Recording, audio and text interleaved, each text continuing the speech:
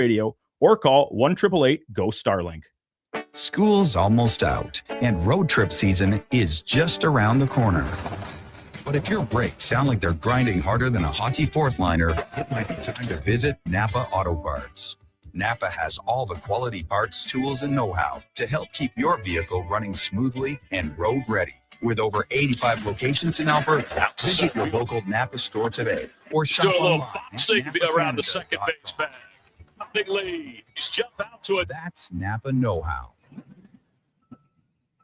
Bashaw Concrete Products. From concrete and septic tanks to blocks, precast water pads, jersey barriers, and aggregates. Farmers, contractors, homeowners. Plan your next project at BashawConcrete.com. Family owned, over 60 years pouring. Bashaw Concrete Products. Once again, start here. BashawConcrete.com. We were at a party with some friends. I was having fun. He wasn't. He gave me a look, grabbed my arm, squeezed, then yanked me towards the front door. Was under his watch 24/7. He didn't install a doorbell camera for safety.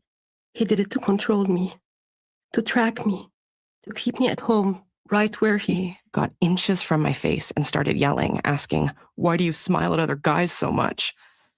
I rubbed the marks on my arm. I still felt his fingers digging into my bank accounts.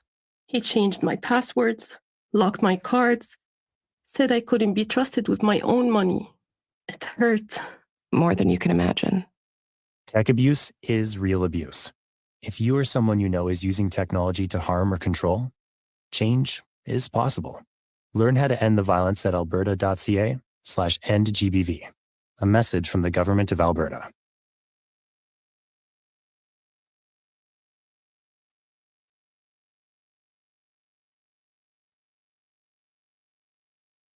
The Jason Gregor Show.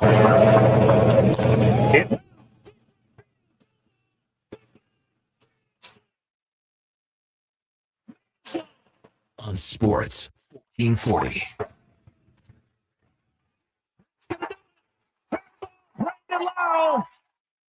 Puck is in, and the Pirates find themselves even with Arizona. A thriller in Pittsburgh tonight.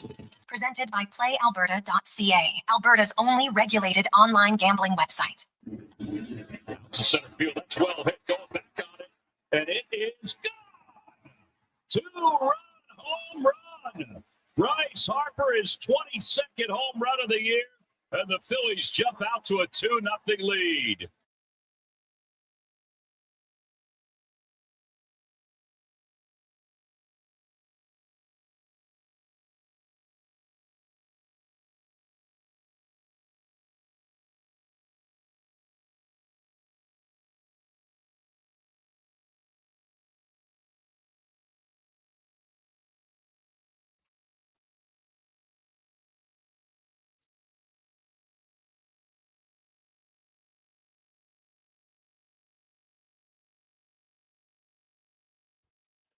.202. How are you? Welcome. Tuesday afternoon edition of the Jason Gregor Show on Sports 1440, Sports 1440.ca, YouTube, Facebook, X, Instagram. Thanks for listening. Thanks for watching the show. Connor Halley, myself here, Declan Kruger, of course, overseeing things at YouTube, Facebook, and X. Give him a thumbs up. Hit the subscribe button. He'll definitely appreciate it, as will we. So, thank you very much. Hope you're having a lovely Tuesday afternoon. Hey, no rain today so far. Well, at least in our neck of the woods, which is a positive. I still can't get over the videos of Connor's Road flooded. What? Like areas in the city last night. That's when you know that we're getting a lot of rain, that you're getting floods in places that I don't think I've ever seen flood before. So wild stuff. Lots to get to today. We're going to continue around the NHL. Anthony LaPanta will join us. We'll go to the Wild and see. Are they going to lock up Quinn Hughes this summer? They can. Final year of his deal starts now. So, technically July 1st. So they have that opportunity. You know, people wondering, did they wait too long and miss out on Trocheck because they thought they were going to get Dylan Larkin, and now maybe that's not going to happen. We'll talk about that. Dave McCarthy from SiriusXM. We got Ted and Nagayan joining us, talking a little NFL, as of course you see teams getting into camps. You got exhibition games going on next week. Man, there'll be a double dose of football, CFL and NFL. If you're a real football fan, I think you like both. I've never really understood the need to want to, you might like one a little bit more than the other. That's fine. I've never really understood those who are like, oh yeah, one sucks. I don't get it. I don't get it at all. Jake Lanferman will join us as the Riverhawks will wrap up the regular season on the road, and that could impact how many home playoff games they get. So we'll talk to Jake about that. We got Spec, Cam Tate, some stats of the day. We'll get to our roundtable with Declan and Connor. As always, we'll take your thoughts. 833-401-1440. 833-401-1440 is where you can get involved. The Gregor Show, always brought to you by PlayAlberta.ca, where tonight, Lotto Max, 10 million and 10 prizes of 100K. You could be a winner. Good luck at PlayAlberta.ca, where all of the revenue stays right here in the province, which is really nice. We are 6 days away from trade deadline in MLB. The Blue Jays, Max Scherzer pitched 75 pitches last night. Gets a no decision because he didn't go the full 5 innings. The Jays get a win. I'm not really sure it matters at this point, although they did gain ground in the wild card race last night. They are they're 5 games behind Cleveland, so who have continued to lose. So dare to dream, Jays fans. It's a slim dream, but you never know. Sure, they would have to go on like a ridiculous heater, but other teams have done it. But odds are pretty low. It's more so the odds are obviously going to be much lower after the trade deadline, as I think there was going to be a fair amount of players traded between now and Monday, I would think, for the Blue Jays. But we'll see. That's why you play the games. Now, one other thing, we got a lot of texts. I don't know where this is coming from. So I don't know, did somebody write an article or somebody make up something online about the Oilers and Isaac Howard? We'll get to that coming up in the program today. The Edmonton Elks, of course, back on the practice field today as they get set to take on the Rough Riders on Saturday. And if you want to go to the game, good for you. You should go. You'll be entertained. Can never guarantee a win. Of course, Saskatchewan's good. Edmonton's good. Should be a hell of a game. That's what I'll say. I'd love to see 70 more points again. I'd love to see it come down to the final play of the game. Might be asking a bit much, but I would expect to be another highly entertaining game. There hasn't really been any duds in the Elks games this year at all, which is nice. You know, you've had some frustrating ones, sure, but I think overall the games have been pretty good, pretty exciting. So we'll touch on it. The stats where the Elks come out at, and they're good in a lot of different situations. You look at the Elks, overall they're 6-1. They're the only, they're 3-0 at home. Montreal is 4-0 at home. The Elks, as well as Calgary and Montreal, the only teams. Oh no, and Winnipeg. Fun enough. How about the Bombers? They're 3-0 on the road. The only undefeated team in the league on the road, but they're only 1-3 at home. That is it's quite an odd one for them. You look at when leading after the first quarter, the Elks are 3-0. When leading at halftime, they're 4-0. When leading after the third quarter, they're 6-0. They've yet to give up a lead when leading going into the final quarter.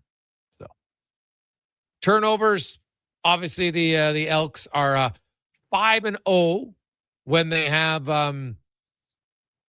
more takeaways than the other team, and they're 1-1 when the other team, including the Saskatchewan game, because Edmonton actually had more turnovers in that game than the Saskatchewan, but they won it. So usually when they win the takeover battle, they're 5-0, and if they lose it, they're 1-1, which isn't bad because most teams when they lose it, like look, Ottawa 0-5, BC 0-4, Calgary 0-2, Hamilton 0-2, Toronto 0-2, Winnipeg 1-3. Usually it's a pretty good sign that if you turn the ball over more than your opponent, your odds of winning are much, much lower. So what's interesting about the CFL this year is if they have a new ranking that's called the Game Quality Index, which means, the number of games where there's comeback wins, lead changes, the decide in the last 3 minutes, total scoring.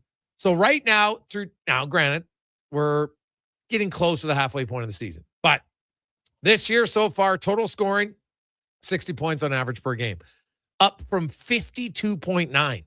A full touchdown more per game so far this year in the CFL.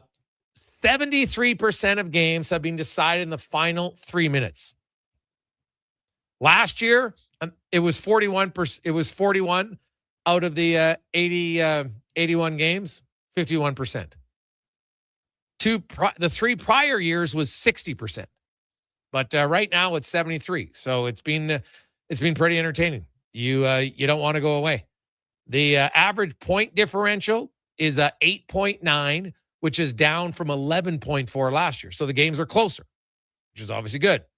Lead changes so far about there's been 45 through the games, and that is on pace to be much higher than any other season. Obviously, I can't go to all of them because the most was they had 105 last year, and we're not even at the halfway point of the season. There's already 45, so that's good. Comeback wins already at 18, so it's good. Big play offense.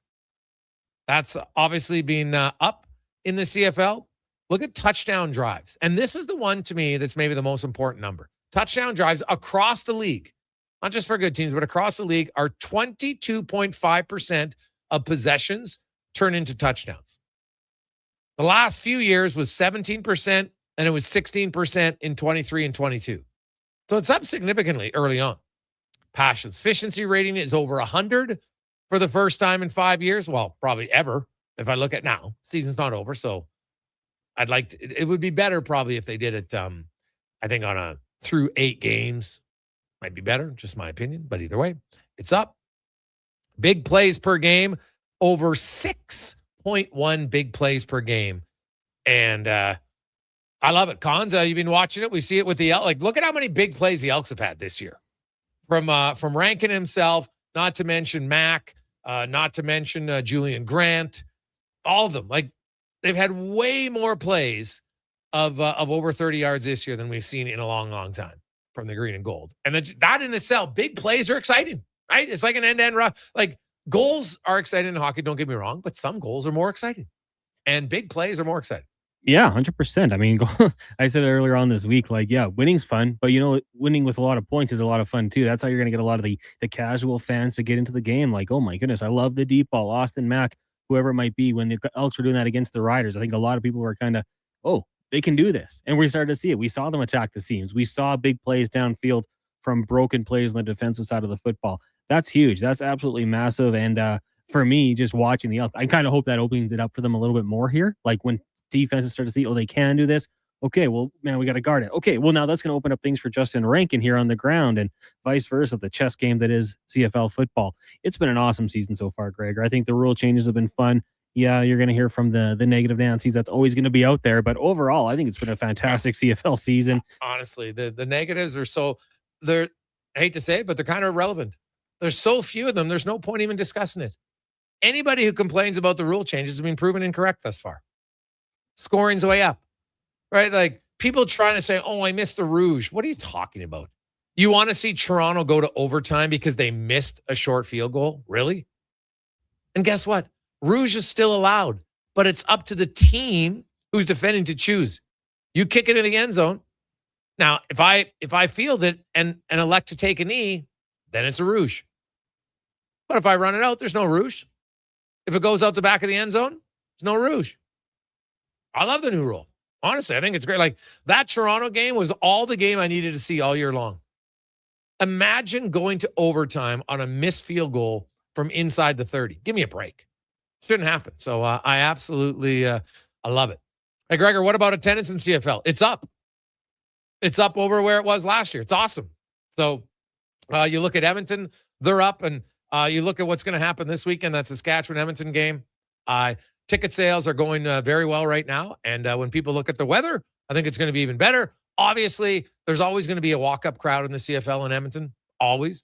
And so it's, you know what? You will have a bigger base when you increase your season ticket hold, right? That's just a fact. But there was already over 2,500 tickets sold on the weekend for this game.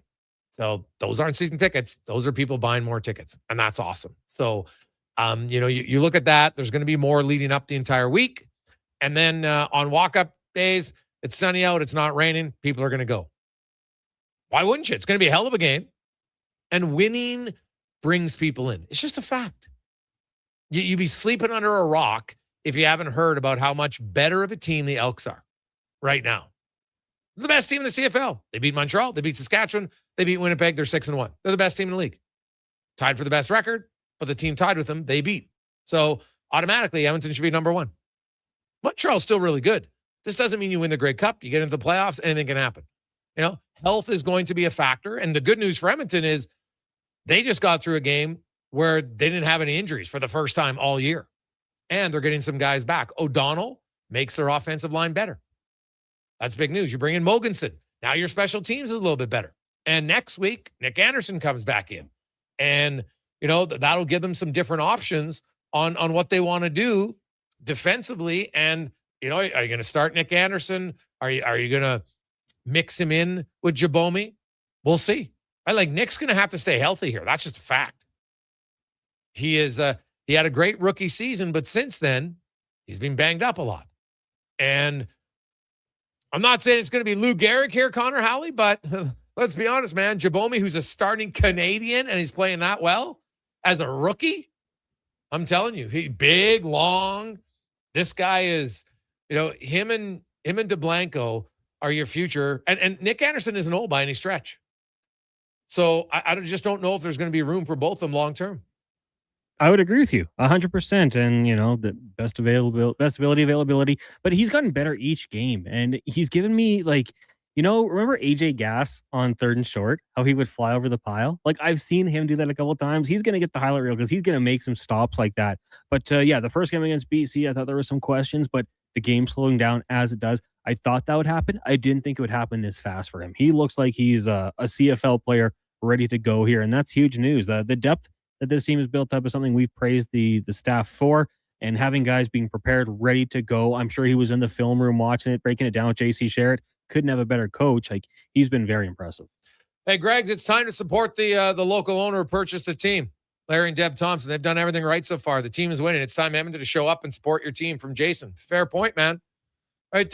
Larry and his wife Deb purchased the team. Unfortunately, Larry isn't able to watch and see the team that he purchased and really saved. Let's be honest. Make no mistake about it. I don't know what would have happened if the Thompsons didn't come in to buy the team. Now, I know there were other groups interested, so somebody would have bought it, but the Thompsons, right, they won the bid. And you look at what Deb, who still owns a team, and she's putting her mouth where her money is. She's spending lots of money. They're going to be putting that dome outside of Clark, which is going to allow more opportunities for athletics and other things moving forward here. It's great. And, yeah, I think it's important. Support a team that does a lot in the community. The ownership that's currently there now has nothing to do with the name change. Right? They had nothing to do with the previous losing for a long time. Since they've come over, Larry Thompson, he's changed a lot. He brought in Chris Morris, who brought in Ed Hervey. And look what's happened now. They brought back credibility and respect to the organization, which hasn't been there for quite some time. And to me, that's music to the ears. I think the football team is a big part of the community. It has been for a long, long time. There's lots of people who play football. There's lots of people who love watching football, and it's important. And you're not going to be a dominant team every year, but you want to be a competitive team, and you want a team that fans can be proud of. And for a lot of time, they weren't. But they're coming back. And with that, I believe the fans will come back.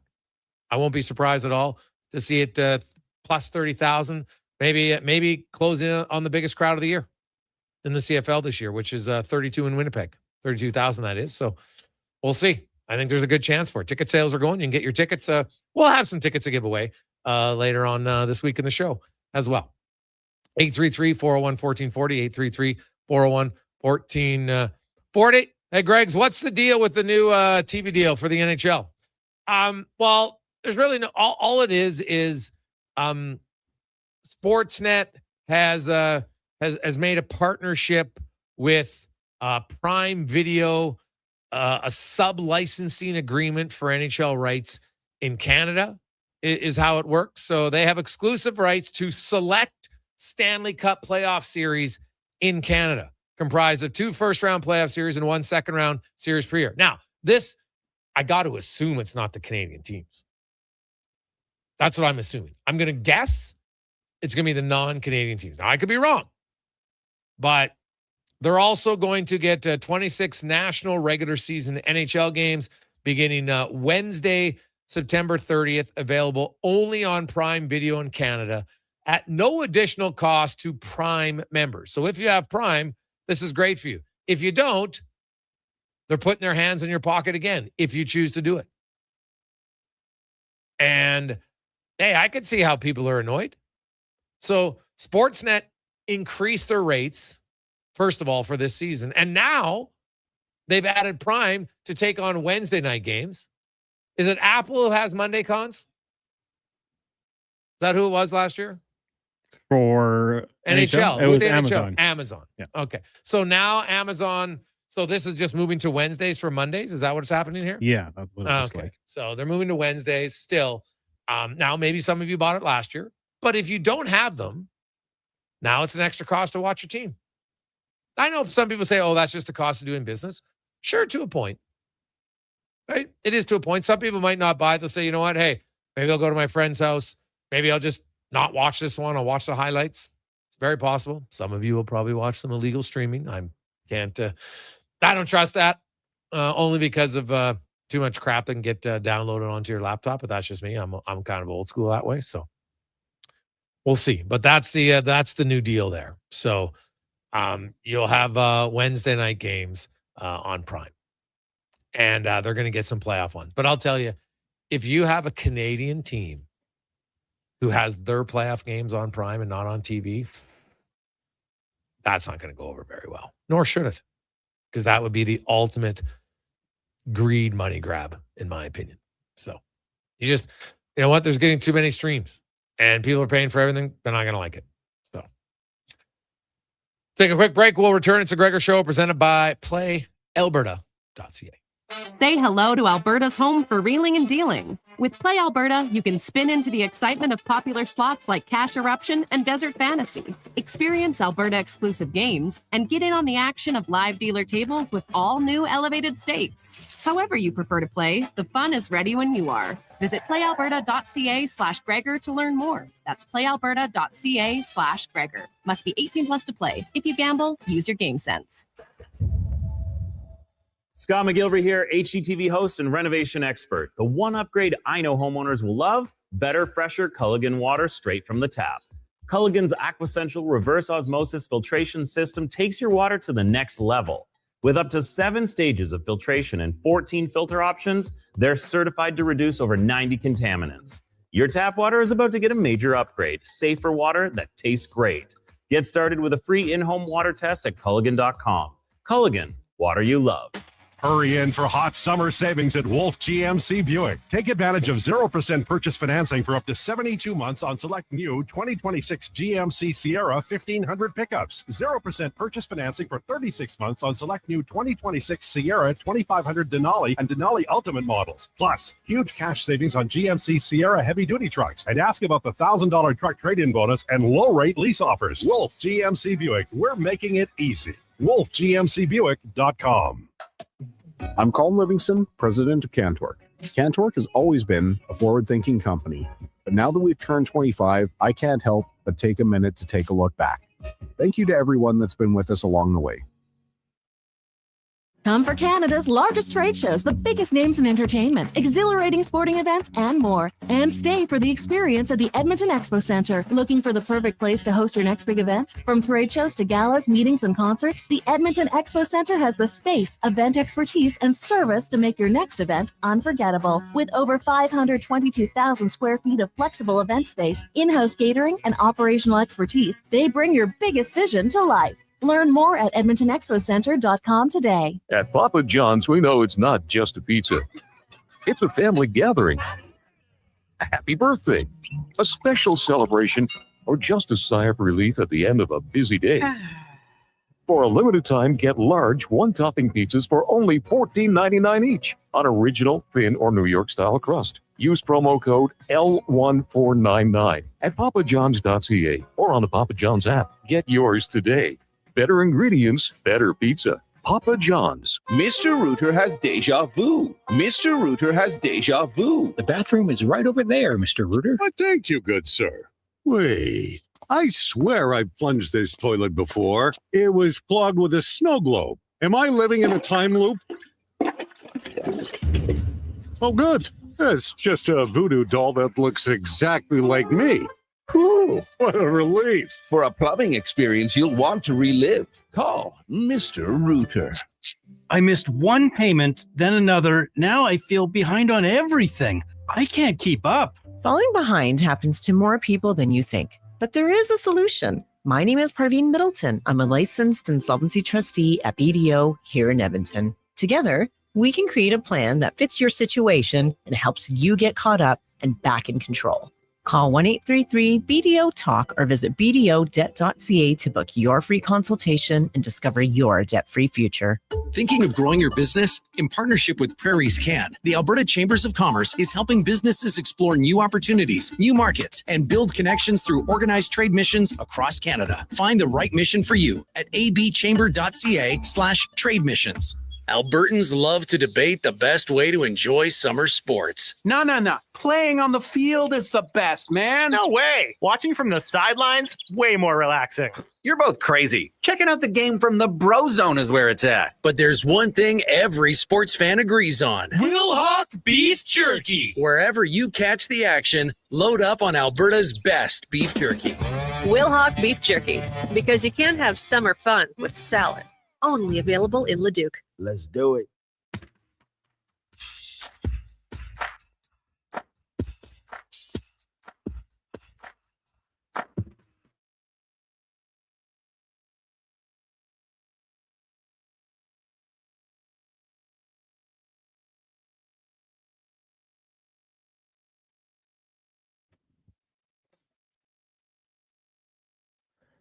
Portions of this hour brought to you by On the Rocks. Fundraise for your team or charity at On the Rocks. They'll make custom tickets for your event that includes no line, cover, and one drink for your event. You keep the profits. Learn more at ontherocksYEG.com.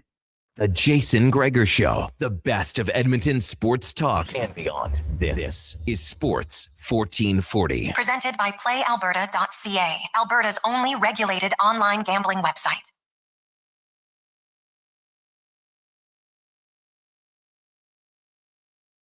'25. Welcome back. Jason Gregor, Connor Hanley, Declan Kruger, Sports 1440, sports1440.ca, as well as YouTube, Facebook, X, Instagram. Thanks for listening. Thanks for watching the show. As always, we appreciate it. And this is not great. This just coming down from the Alberta Emergency Alert. They have issued a tornado watch. The alert is in effect for a large part of central Alberta in between Edson and Edmonton and a few hundred kilometers to the north and south of these places. So basically, if you live in that area or anywhere from Edmonton, well, Edmonton's just kind of on the edge. It's probably looking more that it's going to be west of Edmonton. That's where they're talking about right now. So potential for hail up to the size of a baseball. So if you can, maybe park your vehicles where they can get out of danger and anything else. Anything that can blow away, you might want to put in a garage or somewhere else. So This is not great, but this is coming for later on this evening, right now. Okay, so take precautions, plan ahead, and the summer of storms continue in central Alberta, Edmonton and area. So hope everyone is safe. Plan ahead. Hunker down. Great news is you can always have radio. So I always try to find a positive.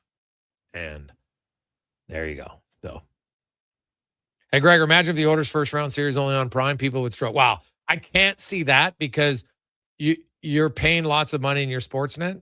That's your biggest audience, or playoff games. So I think it's going to be, because you know what? Right now they'll carry, the series that is 2 American teams. I could see that going on in Canada because, some people would watch it, but not nearly as many. Like if you have any Canadian team in the playoffs, your fan base is glued in, right? And whether it's your diehard fans, your fans who watch half the season, your fans who watch one game a year, everybody watches in the playoffs, right? It's just different level. So I would be stunned. That would be a terrible business model to do that. So it's not ideal. Hey, boys, so Sportsnet announced last week they're raising the rates, and now you're going to have fewer games. It's not a good max. No, it isn't MTR. It's not. It's, right, it's like everything's getting more expensive now. And so we all have to choose, unfortunately, on different things. So, maybe you sit down with your buddies and say, hey, you know what? Why don't you get the membership? Maybe we'll split the costs. And because keep in mind, the majority of the games are, because these games are only going to be if you look at the order schedule, and I'll pull it up right now, because they'll have some games. It doesn't mean that every one of the order games will be on there, of course. But let's just look at how many Wednesday games the Oilers have this year. Right, so in September, obviously none. They have one in Anaheim on October 7th. They have one home game against the Flames on the 28th. So 2 games in October on Wednesdays. In November, they have a home game against Philadelphia on the 11th, and that's it. In December, they play a Wednesday night on the 30th. So now that's 1 in November, 1 in December, 2 in October. So we're up to 4. Now you look at January, and by my calculations, a home game against the Sharks, a road game against Vegas. So 2. Now we are up to 6. 1, 2 in February. That's 8. 1 in March, and 1 in April. So 10 of their games. So now out of those 10, what do we say? 3, maybe 4 would be there. So if you look at it and you say, okay, how many of the Wednesdays? And now there are some Monday games too. So would it be potentially 10? Now remember many years ago, remember when they had the pay-per-view? What was that, like 10 games a year? I think Connor Howling, people would pay for it. But the difference was that was a pay-as-you-go, right? This is now you got to get a subscription for the whole year.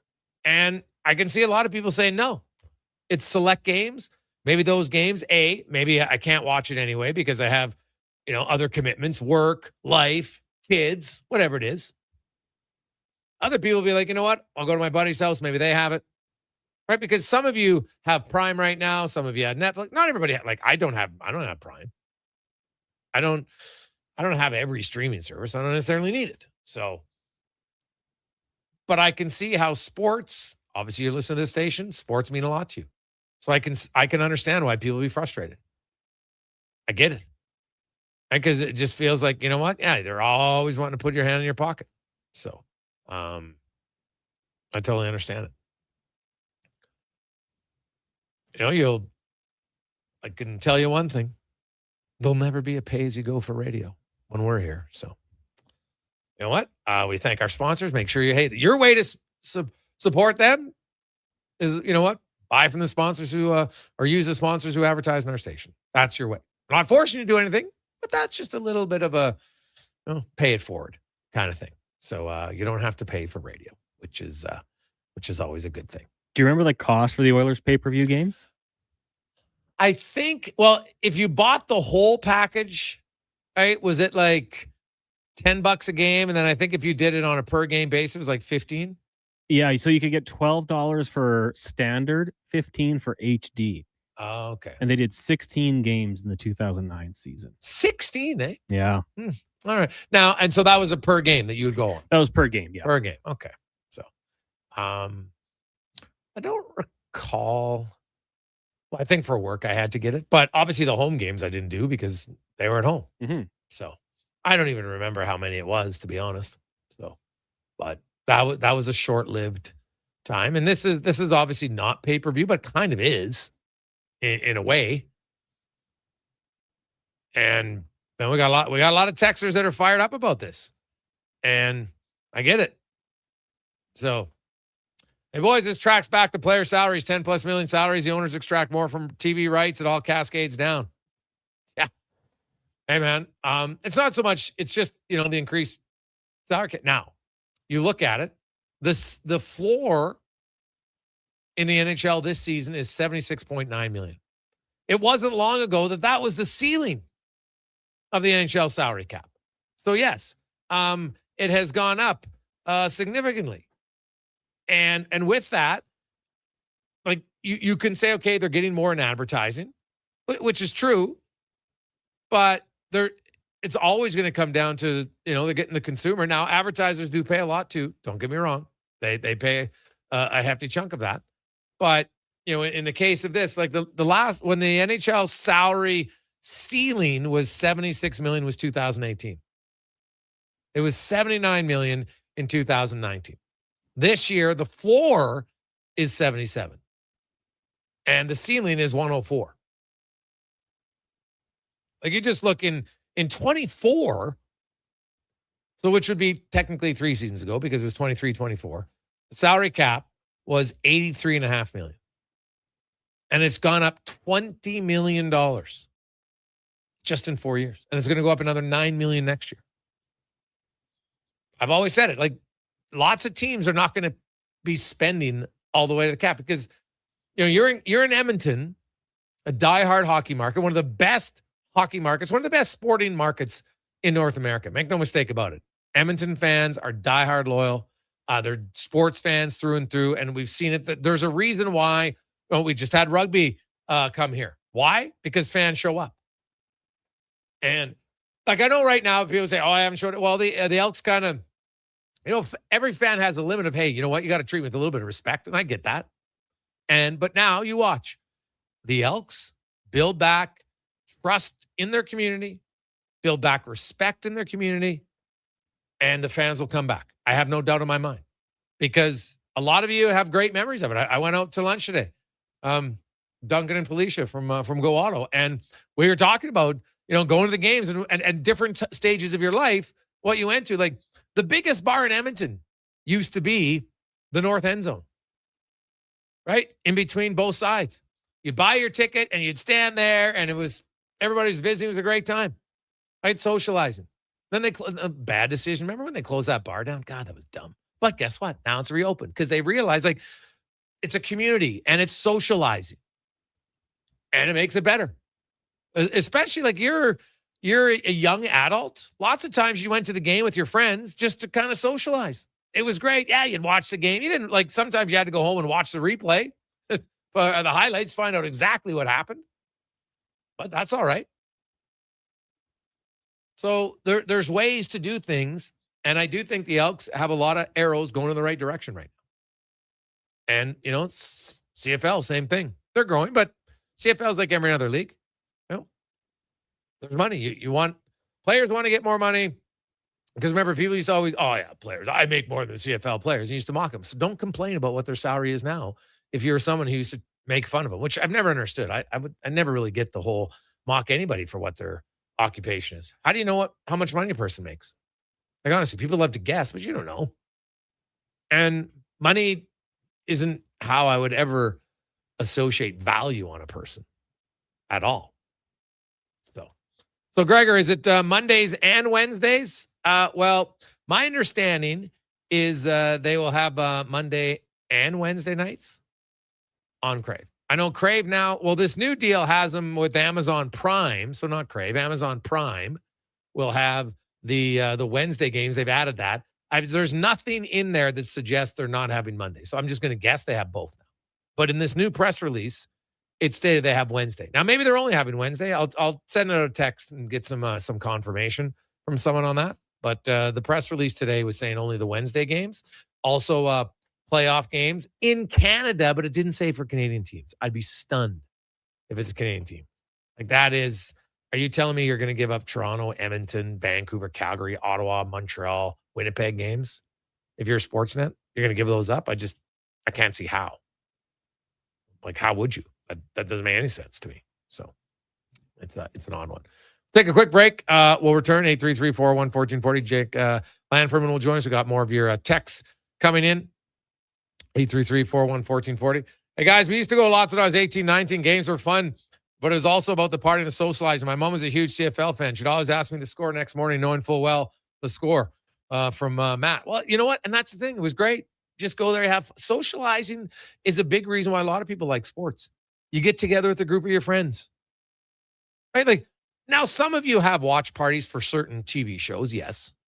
But a lot of you like to kind of watch a show by yourself. Some of you don't even want to watch it with your partner. You're like, can I watch this show by myself? But sports is different. Not everybody, but lots of people like to watch in a big group.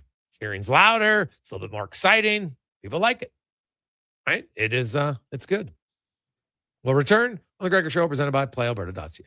Whether you're a craft beer connoisseur or more of a wine aficionado, there's always something new to discover at Sherbrooke Liquor, a unique, family-owned, independent liquor store. The selection? Incredible. The non-alcohol section is also very impressive. Sherbrooke Liquor, expert, knowledgeable staff with a passion for unique finds. More than just a liquor store, we're a community. Alberta's best, the one and only Sherbrooke Liquor. Wine, spirits, and oodles of beer. Visit SherbrookeLiquor.com. Kids dollar drink summer at McDonald's. Sip on a refreshing small fountain drink or a small iced coffee for just $1 each plus tax, all summer long.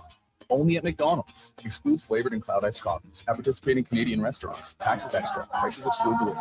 The Brick's 55th birthday bash continues with big savings store-wide. Save on furniture, mattresses, appliances, and electronics. Plus, take 55 months to pay with 0% interest on furniture and mattresses, or 36 months on appliances and electronics on approved credit. Find up to 30% off bedroom packages, up to 40% off select mattresses, and don't forget, you could be one of 275 winners with over $155,000 in prizes to be won. Hurry in. The birthday bash ends July 29th at the Brick.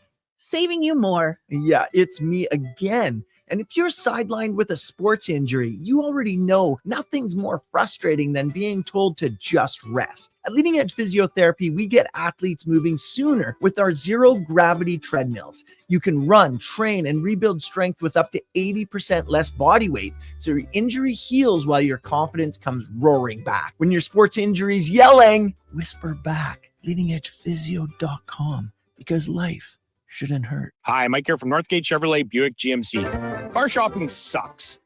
That's right. Going back and forth 100 times just to get a price. Give me your credit card for a test drive. What's all these extra fees? That sounds ridiculous. At Northgate, we do things a little differently. Good deals on new, pre-owned vehicles, good people, and a great selection. Stop in and see us today. 13215 97th Street, or visit us online at northgategm.com. You're in Northgate country. What if you could hire motivated, safety-trained youth with no risk and funding to support you? At Careers the Next Generation, we make hiring easy with funded internships across Alberta in trades, IT, forestry, and more. Interns are WCB covered, complete high school accredited safety trained, and arrive ready to contribute from day one. With 42% of RAP students completing their apprenticeship by age 22, you get skilled workers faster. Spots are filling up. Visit careersnextgen.ca today. You've got better things to do than wait for an oil change. Jiffy Lube gets you in and out fast. No appointment necessary. All you have to do is roll into a location near you, and we'll take care of the rest. Every full synthetic oil change at Jiffy Lube is warranty approved and comes with a 20-point visual inspection, making sure you get back on the road safely. Find your neighborhood Jiffy Lube today. Visit jiffylubeservice.ca. Kickoff is coming August 1st. Elks, Rough Riders at Play Alberta Field at Commonwealth Stadium. The prehistoric party is back, presented by Purolator Tackle Hunger. Experience family-friendly fun all game long with the dinosaur-themed contest. Get your tickets at goelks.com/tickets. Portions of this hour brought to you by CanTorque, made in Canada, made for Canada, where extreme isn't theoretical. Find your solution at CanTorque.com. This is Sports 1440, where Edmonton talks sports. On YouTube, Facebook, and X. Here's Jason Gregor. Brought to you by PlayAlberta.ca. We have Jake.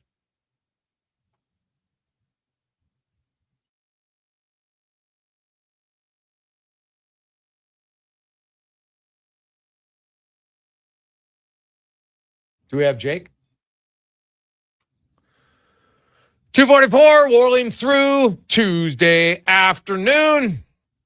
We'll update you as more information comes in on the potential tornado watch for central Alberta later on this evening. In the August can't come here enough. Hopefully we get out of July and August will be nicer weather, because it has been it's been a long, wet July with lots of damage for lots of people, flooding and other things. So kind of hunker down tonight if you're in that area between Edmonton and Edson region is what they've announced. So anywhere in there, that's a pretty big region. So be safe if you can. And maybe it's good news for our next guest as we get to our big guest of the day, brought to you by the Spruce Grove Saints. And just in time for hockey season, got Saints camp August 24th to the 28th. Final tune-up for U9, U11, U13, U15 players. Go to sgsaints.ca and you can sign up there. As we are joined once again by the manager of the Edmonton Riverhawks. Their home regular season is finished. They will wrap up the rest of July and August on the road, starting tonight in Kamloops. Jake Lamperman joins us. Jake, welcome back to the show, man. How you doing? I'm doing well. Thank you for having me on. Hey, I appreciate it. Very rare. I think it's the first time ever you guys are finishing with 9 games straight on the road. So, it starts tonight and then you play basically 9 straight days. So when you got 9 straight with no days off and you're late in the season, how much more managing and pitch counting and everything goes into this? Yeah, it can be a challenge, and it's something that starts with tonight, and it'll go day to day. I mean, we're trying to win baseball games every single day and move on to the next day after we get done with this one. But yeah, I mean, towards the end, game 6, 7, 8, 9, it's going to be, hey, any man, every man, kind of up to the challenge, up to the task, and it's going to take everybody and picking each other up for sure. So we've done this before, 9 games a couple years ago on the road, but it was to begin the season. Yes. So going into a playoff push here, it's definitely a challenge, but we're up for it. So yeah, let's look at the playoff push, because you're currently at 25-20 overall. You're tied with Kelowna, who you face the next 3 games, and you guys are tied for 3rd, right? You need to just finish in the top 4 in the West to make the playoffs, correct? Yeah. So when you talk, the back half, Wenatchee's currently winning the back half. We are 2.5 games behind Wenatchee. They clinched the front half, so if they also win the back half, hopefully we can push to catch them. Then it just goes to the next 3 overall teams. Okay. So if that was today, it would be Kelowna, Bellingham, and ourselves. Yes. But yeah, in the overall, if you just keep winning baseball games, it doesn't really matter who clinches the back necessarily, as long as you're in those top 4. Okay. So, but you're still obviously chasing to get the back, because if you win the back, then you're automatically guaranteed 2nd. Is that correct? That's correct. Okay. And then you're hosting that first series instead of playing on the road. Right. Which would obviously be a huge advantage. So, that's something that you like. Now, Kelowna, who you're taking on the trip, you got Kamloops. Kelowna struggled a little bit. Kamloops has been playing all right. What can you tell us about tonight's opponent? Yeah, so we're in Kamloops tonight. We have them the next 3 days.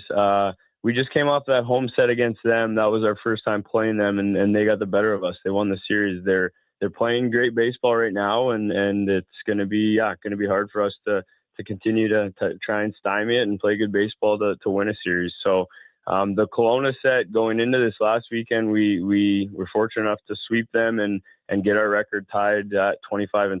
So the boys played really well this weekend. It was awesome to see us take the steps in the right direction to make this push. And I mean, the next 6 games could very well solidify or hopefully help us get in the right direction to clinch. Well, it kind of gets you in playoff mode because Bellingham and Kelowna, their last 6 games, those are teams right now that are right in the playoff spot with you. So it's kind of going to be a little preview for the postseason. Jake, you mentioned it's all hands on deck. Everybody needs pitching. Who do you got going on the bump tonight? Tonight's Jack Becker, a lefty that also pitched for us last summer and is back again this summer. So somebody we trust, we know is going to compete at his fullest for us. So we're excited to give him the ball. And like you said, like you're trying to win games every night for yourself, but you're also watching around the league. And Kelowna's in Wenatchee. I believe this 3-game set, so that's going to be a tough one for them too. Well, yeah, you look at it, you're kind of in a weird way cheering for Kelowna, I guess, the odd night, just to gain some ground on Wenatchee down the stretch. Every year, you lose some players right after the draft. That happens usually. I know you lost some guys already. What you have now, is everybody you have with you today expected to be here through the end of the season? We're losing 3 position players on this trip. 3 guys have to go prep and get back to school and prepare for it. That being Max Stagg, Cale Clark, and Gianluca Montanaro. So a couple sticks that are going to be challenging to replace here, but we have them for Stagg for 4 more games and Montanaro for 5 more, and then Cale Clark for 6. So we're looking all right for the next 2 series. We traveled 36 guys. We lose 3. We're picking up 1 more arm to get us at 34. So I really like where we are roster-wise with the depth we have. I've been in situations 2 years ago where we've been a lot more challenged with what we have left. So it's all obviously part of preparing for it and playing this league every year. And I think you look around to the other teams in the North that are pushing right now, and it is Greg Zahn's first year for Kelowna being the manager, and I know he's losing guys at an alarming rate, and I've been there before, so it's challenging. You got to learn the ebbs and flows of the WCL, but yeah. So Jake, with that, you mentioned you're losing 3 position players. You got some guys. Who do you like to fill in those spots? You feel like it because everybody sometimes just needs an opportunity. So who do you have as your next 3-man up when those guys leave?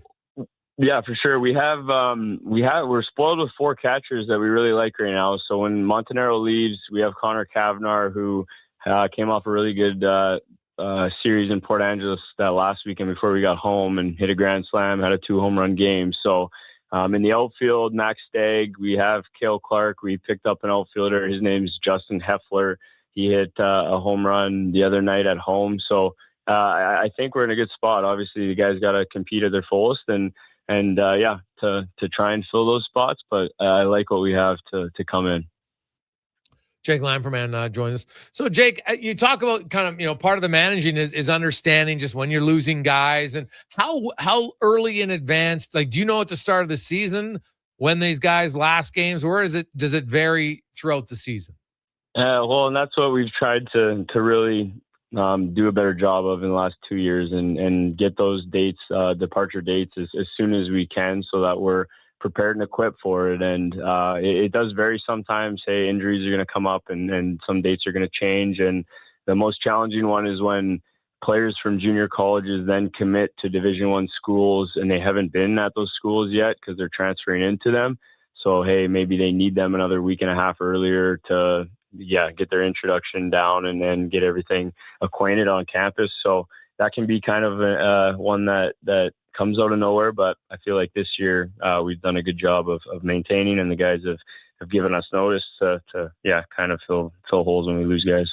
And when you recruit, now that you've been in the league, I think it helps when they look and say, okay, this guy knows the league. He's been here a long time. There's also the fact that, for another year, you guys, and you went up from, 131,000, I think, to 142,000 total fans this past season. That's got to be a pretty significant recruiting tool. When you look at your team now and the guys you've had, would 50%, 70%, do you have an idea or close percentage-wise on how many would return next year? I think that range is usually between the 10 to 12 players. It's been 8 to 12 in the last 2 to 3 years. So okay, it can be challenging. We do have a lot of juniors, and juniors that move to senior class going to back to school can't play in this league. You have to have college eligibility left to play in the WCL, just because it's a draft endorsed league by the MLB. But that being said, I know the NCAA Division I rules actually just changed where you can play 5 years of D1 baseball in a 5-year span. So they're trying to go away from red shirts or medical red shirts and promote the health of players to play in those 5 years to clean it up a little bit. So that can change things for next summer for guys that we expected to be seniors, but now have 2 years left because of the 5-and-5 rule. So there's a lot that goes into it, but we have the guys that, we obviously trust and want to come back. And unless the Cape Cod is calling, that's probably the best summer collegiate league in all of North America. That's one where guys aren't going to pass it up because it's a lot of draft prospects in there playing. I think the WCL is a top 3 league when it comes to competition and what every team in the league has to offer. Yeah, well, that's awesome. Well, Jake, continued success. We'll be watching closely and hope it ends to the point where you guys end up with some home playoff games here in August. I appreciate it. Thank you. There you go. And the playoff games would start the earliest on Friday, August 7th. So 7th and 8th, 9th potentially, and then you get into the 11th, and then the final would be on the 13th, depending on how it goes. So it's a quick run to the playoffs if you get into it, and away go. Should be fun. So I hope the River, who are on the road tonight, Kamloops tonight, tomorrow, and Thursday. Then they're in Kelowna on Friday, Sunday, and Monday. Jeez, I'm in Kelowna. I might have to step into a game there, Cons. I always like to go to games and road stadiums sometimes, kind of see how it goes. So that could be fun. I'm going to have to check that out this weekend. Always looking for something different to do. It's always nice. 833-401-1440, 833-401-1440. We'll take a quick update with Connor Halley. We come back. We got David McCarthy. We're going to get to some, we'll hear from some members of the Elks, Austin Mack, Trey Ford, and more. It's the Gregor Show presented by PlayAlberta.ca. Here's a Conman Sports 1440 update brought to you by Go Auto. Not only do they have over 17,000 vehicles to choose from, but they give back and care a lot about the community. How about the fact they've donated $27 million to various charities in the communities they work? Let's go auto.ca.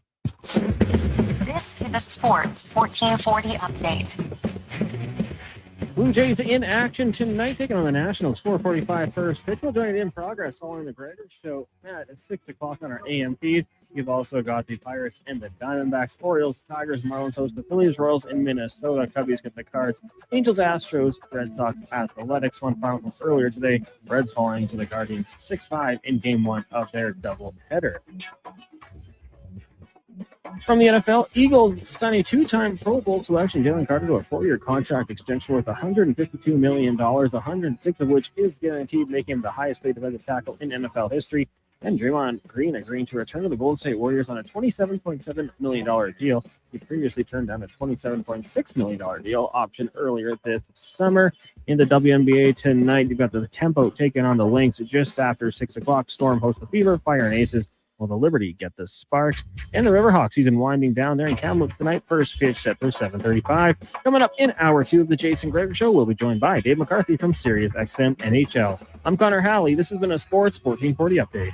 This is Sports 1440, A Stingray radio station. broadcasting on Treaty 6 territory. Download the free iHeartRadio app and listen to CKJR wherever you go.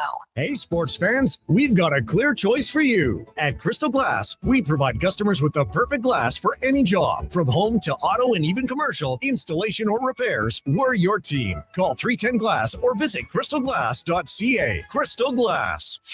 Your weekend hotspot is at On the Rocks. Party with Edmonton's best bands every Friday, Saturday, and Sunday. And we got them all. From the Varkels to Tallboy, Radioactive, Curves, the Brute Squad, Morningwood, Roxilla, Punch Buggy, and more. Plus, the guy who keeps the party going every weekend. DJ Kenny K on the ones and twos, live. Get ready to have a good time this weekend. Your bar, your party. You're On the Rocks. On the Rocks. Just Rab and 118th. Day or night, tasting just so right. You can order oodle noodle at oodle noodle oodle-oodle.ca. Delivering you the news almost right away. Remember, you can order oodle-oodle at oodle-oodle.ca. So stay on your couch all day and order oodle-oodle.ca. Oodle-oodle. Attention Alberta construction pros. For over 50 years, Japa Equipment Rentals has been your go-to for top-notch equipment and stellar service. Whether you need rentals or expert maintenance, we've got you covered. Stop by our Edmonton or Calgary locations today. Expand your brand with Fusion Promo Marketing. Fusion is your trusted partner for all things branded merch and apparel. Thousands of products perfect for businesses, sports teams, and corporate events. Fusion with a Z. Promomarketing.ca. Are you a skilled laborer? All Star Construction wants to talk to you. A heavy equipment operator with Traco or backhoe experience? All Star Construction wants to talk to you, too. With work in and around Edmonton for local land developers, All Star Construction offers year-round employment. Whether it's power, gas, or telecom, developers rely on All Star Construction to get the job done. So if you're a skilled laborer or a heavy equipment operator with Traco or backhoe experience searching for work, search All Star Construction on Indeed. Everything is going to be okay. If you're feeling the weight of too much debt, you have options. I'm Dan McDicken, a licensed insolvency trustee with Faber. Becoming debt-free is possible, and a personal bankruptcy or a consumer proposal will get you there. Schedule your free Faber Focus session at faber.ca today. You'll learn how a consumer proposal will eliminate your debt by paying a percentage of the amount owed without interest. At Faber, we've got your back. It might have been scraped by the snowblower, dented while door crashing, or crunched at the company Christmas party. At some point over the winter, your car was damaged and it's been hiding under a coat of winter grime. Then come and see Robertson Body Works. We can take care of the damage and the dirt. This week only, call and book a repair and get a complete auto detailing absolutely free. But you have to book your appointment before the week is up. Go to robertsonbodyworks.com. I'm Tim Robertson, and I fix cars.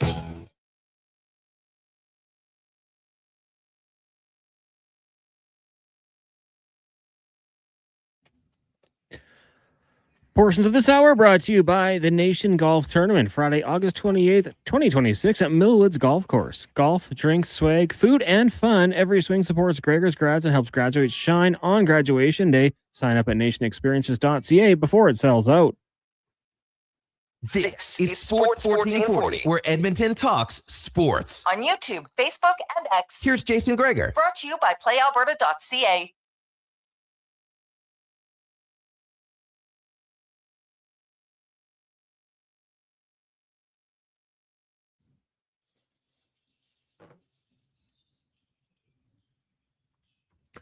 Just after 3 o'clock. How you doing? Jason Gregor, Connor Halley, Declan Kruger, Sports 1440, Sports 1440.ca, YouTube, Facebook, X, Instagram, Twitch. Thanks for listening. Thanks for watching. The show is always brought to you by playalberta.ca, where today under the Jason Gregor Show, Osmoose, of course, we have one on the Oilers. You can go all year for now. A little rematch, Elks and Riders. We got Connor's picks today. Always, he likes, he always likes to make kind of a fun little long shot one. So has some, and nothing major, just a few base hits for guys, which obviously in the Jays offense, that can be a long shot. So we'll see. And so you can check it out. A little fun. Stay within your limits. PlayAlberta.ca. 833-401-1440, 833-401-1440. Good news for the Elks that you look at it. Nick Anderson, limited now. He's not going to play, but he is able to practice coming off the hamstring injury. And it looks like, as long as everything goes forward, that he would play next week against Montreal, but not this. Now, Carter O'Donnell did not practice again. Him and his wife are still kind of waiting on baby watch, and they're hoping that he'll get on the field soon. And they're hoping, expecting him to be ready to go by Saturday, but obviously he's going to have to practice. Like day 3 tomorrow, that's probably the big day, I would think, if he needs to be there or not. just to kind of see, like, it was a little nicked up, see how he feels. Hope everything is okay on the family front, and we'll see him there. But Jacob Plimonen is the one guy who got a little nicked up in that game, and he's going to be questionable game time decision. It might come in as this, so they might have to make a little bit of a change on special teams for the green and gold. Now, speaking of the Elks, now this is a fair question as to what took so long, but legendary Elks coach Frank Pop Ivy is being inducted into the Canadian Football Hall of Fame in September. Posthumously, of course. Now, he became the head coach of Edmonton prior to the 1954 season. And, of course, he compiled the mark of 11-5 his first year. And across 4 seasons, his record was 50 wins and 14 losses. He's one of 3 head coaches with at least 10 victories in each season at the helm, and his 14 consecutive regular season wins from 54 to 55 is tied for the second longest streak in CFL history. So congratulations to Frank Pop Ivy. Jim Evanson also announced that he was going into the hall today to join Brandon Banks, Sean Millinson, Charleston Hughes, and Calvin Tiggle. All of them going in. Those are all guys like, Tiggle, I remember him from the Argos for many years. Charleston Hughes, obviously we had him on the show. He's a beast. Sean Millington played for the Elks for a bit, started in the league for a long time. Brandon Banks, electrifying returner and receiver for Hamilton. Evanson obviously will come in posthumously as well from Ottawa, and then Frank Pop Ivy. So those are going to be the 6 inductees into the Canadian Football Hall of Fame in September.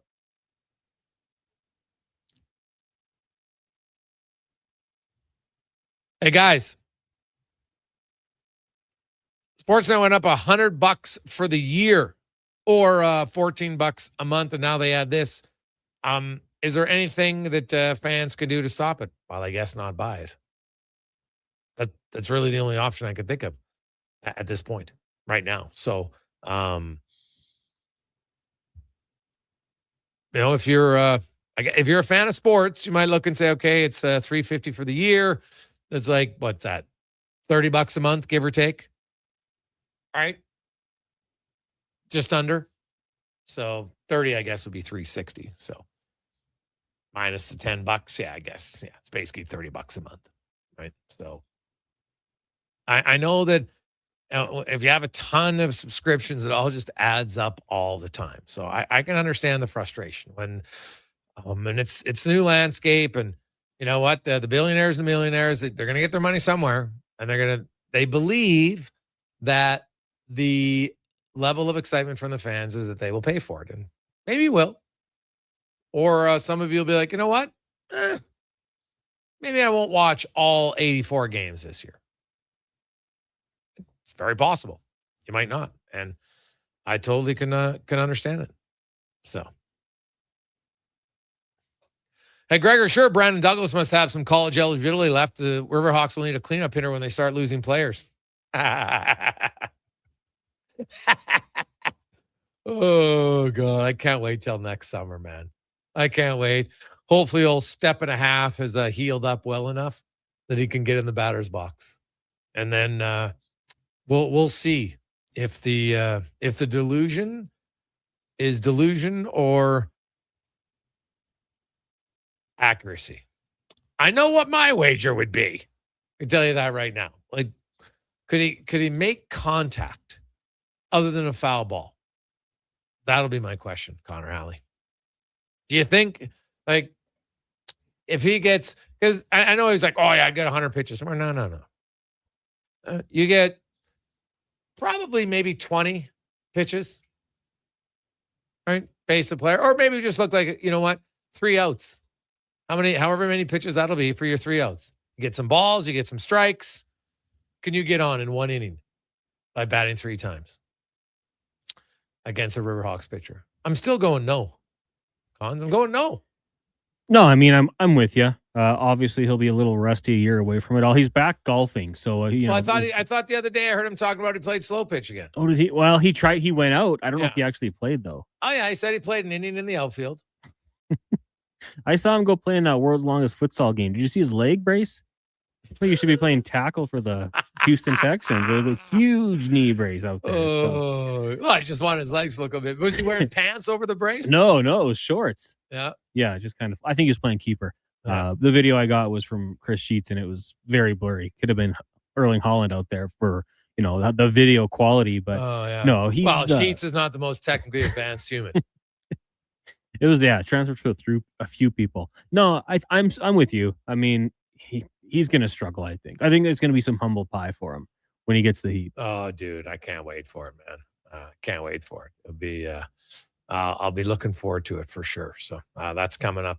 Hopefully next summer. It was actually supposed to happen this year, but then he got hurt. So that put a pause on it, and we'll see. Hey, Gregor, almost better at this point to just get the NHL center ice on your satellite package. Brett from Stoney. Well, yeah. You get the NHL center ice package. It gives you every game. Now, I don't know, because it doesn't give you, like, when I get the NHL center ice package, it doesn't give me any Oiler games because they're in my region. But I now, obviously, because of my nephew, I would watch games around the league. And for my job, I like to have it. So if there's a storyline going on and I want to watch it, like, there's certain games I love watching just as a fan of the NHL. Right? When Florida and Tampa play, I like to watch. Right? Florida, Ottawa, sign me up. I look at this season. There's always a few games and a few teams you want to watch for. So, but it doesn't really help you if you're an Oiler fan to get the center ice package because those games will be blacked out anyway. You don't get them. So, and now you don't even get the road games. No. I've never seen an Oiler one. The other reason I like to do it is it's always good to hear some of the other broadcasts. You get to hear some tidbits of information on certain broadcasts. So I always find myself a few nights just kind of searching around different teams. There's always a storyline that's interesting to me as an NHL fan. So I like to watch it, check it all out. It's good. Got a few texts coming in, 833-401-1440, 833-401-1440. Hey, Gregor, I heard earlier Low Tide and those guys mentioned they don't think that Mike Babcock will play Ike Howard enough. What are your thoughts? Why do you think that is? Well, if you look at it, he actually, in Toronto, his young guys played a ton. Right? So if you look at Zach Hyman's rookie season, 2016-17, right? That's when he was right. Now, he was a little bit older of a rookie at the time. He was 24. He had played 16 games a year before, but he's still a rookie by NHL standards. He was 24 years of age. And you know what? He kind of played third line minutes, but they also had on that team a rookie in Matthews, a rookie in Marner, and a rookie in Nylander, and also a rookie in Connor Brown. And if I'm not mistaken, I think it was the third year. Yeah, it was the third year for Morgan Riley. Like, they had a lot of young guys. So I don't know if I buy for certain that Babcock can't coach young players. If you're going to compare it to the Detroit team, well, sure, yeah, but Detroit didn't bring any young players. They didn't have it. Like, who do they have available in that you would look and say, oh, geez, I can't believe that he didn't play that guy. Like, look at the team that won in 2008. Like, who was their youngest player that played any sort of, like, Justin Abdelkader got called up and played like 2 games as a 20-year-old. Right? Yuri Hudler was 23. He had 13 goals, 42 points. So what, I got to double check. Yuri Hudler, that would have been his second full season in the NHL. So it wasn't a rookie, but he had played 76 games the year before with Babcock. Valtteri Filppula, he was on that team. That was his second full season as well. He was 23. So now those guys didn't play huge minutes, but they still played every game. Right? They were in the lineup, but Hudler played 81 and Filppula played 78. They had like 13 and 19 goals. So I don't really, and they're not superstar players. Right? Like, they had Datsuk and Zetterberg. Like, look at their top scorers that year. Right? Datsuk, Zetterberg up front. And then after that, like, what's interesting about that Detroit team that won, you had 2 guys who scored, Datsuk and Zetterberg. Obviously, had Nick Lidstrom on the back end. But you know, their third highest scoring forward, without looking it up, the 2008 Cup-winning Detroit Red Wings. In the regular season, who do you think was their third highest scoring forward on the team? Any guesses, Cons? Forward. Yes. Jeez. 2008. Like no one's coming to mind right now. Former Edmonton Oiler. Maltby? Nope. Guess again. Guess again. Former Oiler. I'll give you one other guess. Jeez, I don't know. He's a former first-round pick. Not of the Oilers, but he came to Edmonton in a trade and played in Edmonton for a bit. Then he went to Detroit. Where from? Who did he come from? Yeah. Before you mean who took him in the first round? Oh, who took him in the first round? Chicago. Is it McCammond? No, Daniel Cleary. Yes. Should have known that one. So Daniel Cleary. Now remember, this guy's almost out of the league a few years earlier. Now he's only 28. He had 42 points. Yuri Hudler, 23-year-old, 42 points. Holmstrom, Samuelson, 40 points. You know, Johan Franzen, 38. They had a lot of guys kind of mixed in there on points. Now I'm looking at time on ice for the forward group that year in Detroit. And I'm using Detroit because I think Edmonton, unlike the Toronto team that had a lot of rookies, Edmonton has veterans. But they played Zetterberg and Datsuk a lot. Then Franzen played 17 minutes. Holmstrom and Cleary played 17. Filppula, by the way, 23-year-old and only his second season, played 16:58. So, Yuri Hudler played 13 minutes, which if Howard plays 13 minutes, I wouldn't be stunned. So I don't actually really buy the notion that there's no chance Mike Babcock's going to play a young player. He had a boatload of veterans on that team. Pavel Datsuk, Henrik Zetterberg, Thomas Holmstrom, Mikhail Samuelson, Johan Franzen. They were all vets. Now that he played those guys, but he played his top two guys, Zetterberg and Datsuk, 22 and 21 minutes, which is kind of where I see Connor McDavid coming in around the 21-minute mark. I think people are like, I've seen some people talk about 20 minutes. Like, give me a break. McDavid ain't playing 20 minutes tonight. He doesn't need to. Henrik Zetterberg played 22 minutes a night the year they won the Cup. Did you mention Helm played 18 games in the playoffs? Darren Helm? Yeah. He's 20. Yeah. Well, there you go. And then Filppula and Hudler both played 22 at 23. So yeah. So no, I don't have that, massive of a concern to say that, well, there's like no chance. Yeah, like Darren Helm came up after playing in the minors basically the whole year. He played 7 games in the NHL. The year prior, that was his first year pro. The year prior, he had won with the Medicine Hat Tigers in 2007. Now, he was a checking guy, so a little bit different role, but still.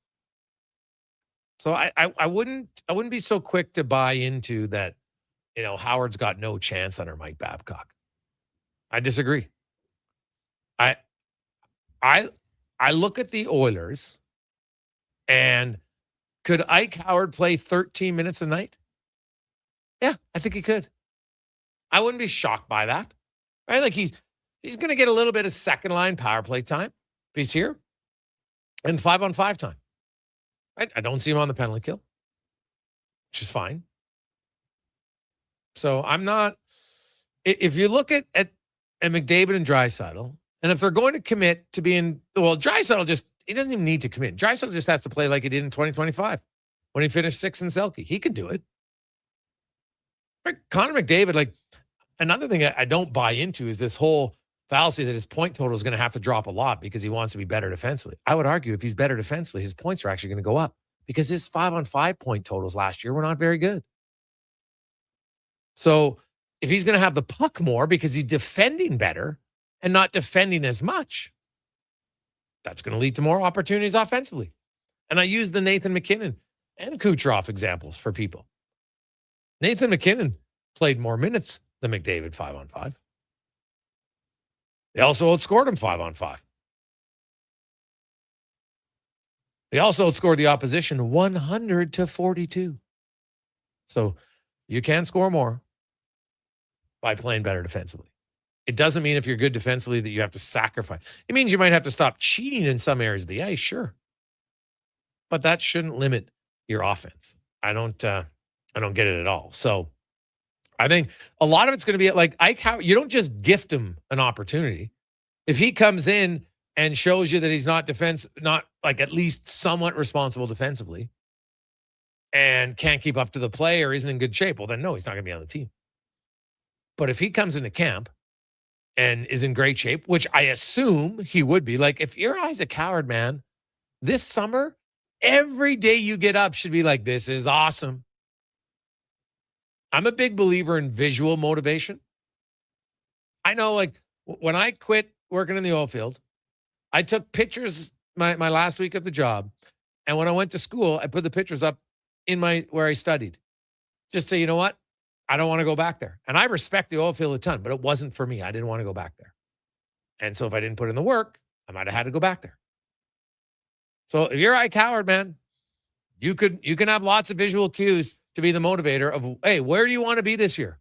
I want to be a regular NHLer. He got a taste last year. He's actually not even considered a rookie because he played in 29 NHL games last year. So he's not a rookie now. Doesn't qualify. We can debate, and I would look at it like it's his first full NHL season, sure. But he won't be a rookie. And he has a pro season of hockey underneath his belt. And Mike Babcock has shown that others will, if you show the coach that you can compete and be smart. And Ike Howard didn't get to the NHL without any brains. Pretty heady player. I think he'll be fine. I'm very intrigued to see him because he possesses something the Oilers don't have a ton of on the wing, the natural shooter. Zach Hyman isn't a natural shooter. Nugent Hopkins has never been a big scorer. Right? Podkolzin can really shoot the puck. Like, and there's another guy. Like, look at the season he took last year. Could he be a 25 goal scorer this year? I don't know. Maybe. He got potential there. I like Matt Savoy's shot. Look in the second half. He really started to shoot the puck more. And then Ike Howard. Like, those could be your top four wingers. Nugent Hopkins plays with Kapanen maybe on your third line. So I'm not ready to write off Ike Howard at all to think that it's a lock that Babcock isn't going to play him. I actually think he's going to give him every opportunity to play. Quick break. We'll return to Gregor Show presented by PlayAlberta.ca. Say hello to Alberta's home for reeling and dealing. With Play Alberta, you can spin into the excitement of popular slots like Cash Eruption and Desert Fantasy. Experience Alberta exclusive games and get in on the action of live dealer tables with all new elevated stakes. However you prefer to play, the fun is ready when you are. Visit playalberta.ca/Gregor to learn more. That's playalberta.ca/Gregor. Must be 18 plus to play. If you gamble, use your game sense. You got a go-to coffee spot, a trusted barber, even a lucky game day jersey. But when it's about looking your absolute best, there's only one name you need, Mr. Dirk. Family run since 1939, we're experts in crafting impeccable tailor-made suits and offering a wide variety of everyday styles. Pair that with personalized one-on-one fittings and the convenience of on-site tailoring. Mr. Dirk elevates your style game. Visit our Edmonton store or explore MrDirk.com. Score big on style with Mr. Dirk. When your project can't afford downtime, call Japa Equipment Rentals. From excavators and wheel loaders to compaction equipment, Japa has the machines you need. Trusted since 1972. Visit JapaEquipment.com or stop our Edmonton or Calgary locations.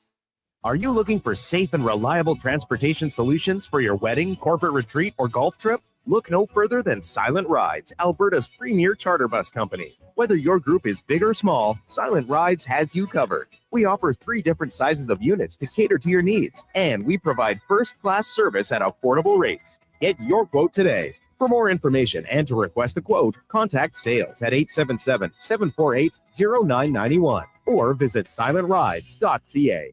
Day or night, tasting just right.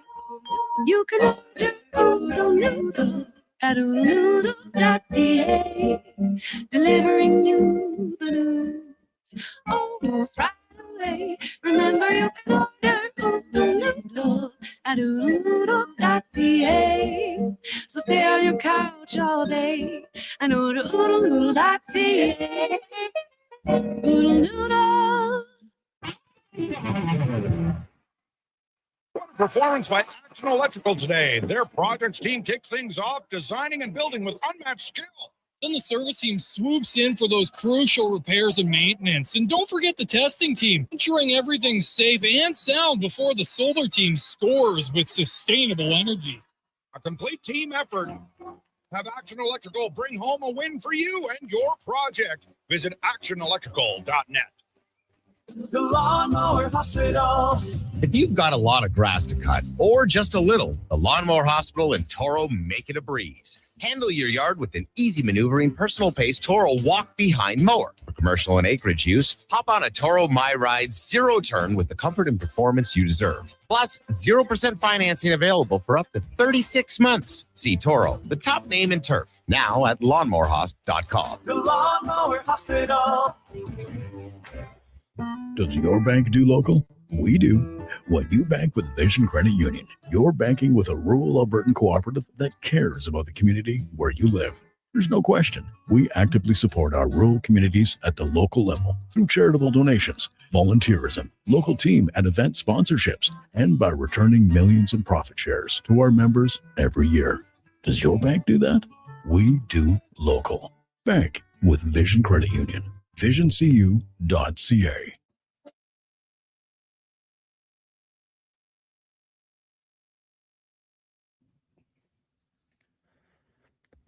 Portions of this hour brought to you by Leading Edge Physio. We treat pain and injuries head to toe and some other issues that might surprise you, like incontinence, vertigo, neuropathy, and cognitive issues. We invest in the technology, techniques, skills, and people that know how and what to fix. Life shouldn't hurt. LeadingEdgePhysio.com.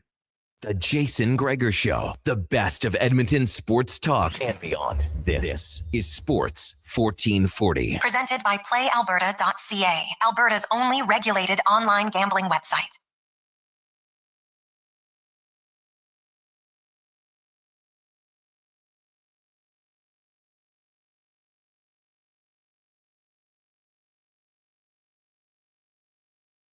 '25 rolling through Tuesday afternoon. How you doing, Jason Gregor, Connor Halley, Declan Kruger, Sports 1440, Sports 1440.ca, always brought to you by good friends at PlayAlberta.ca, where tonight, Lotto Max, $10 million.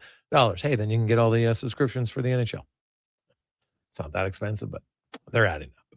Get your tickets tonight, PlayAlberta.ca. Also, 10 prizes of $100,000. PlayAlberta.ca.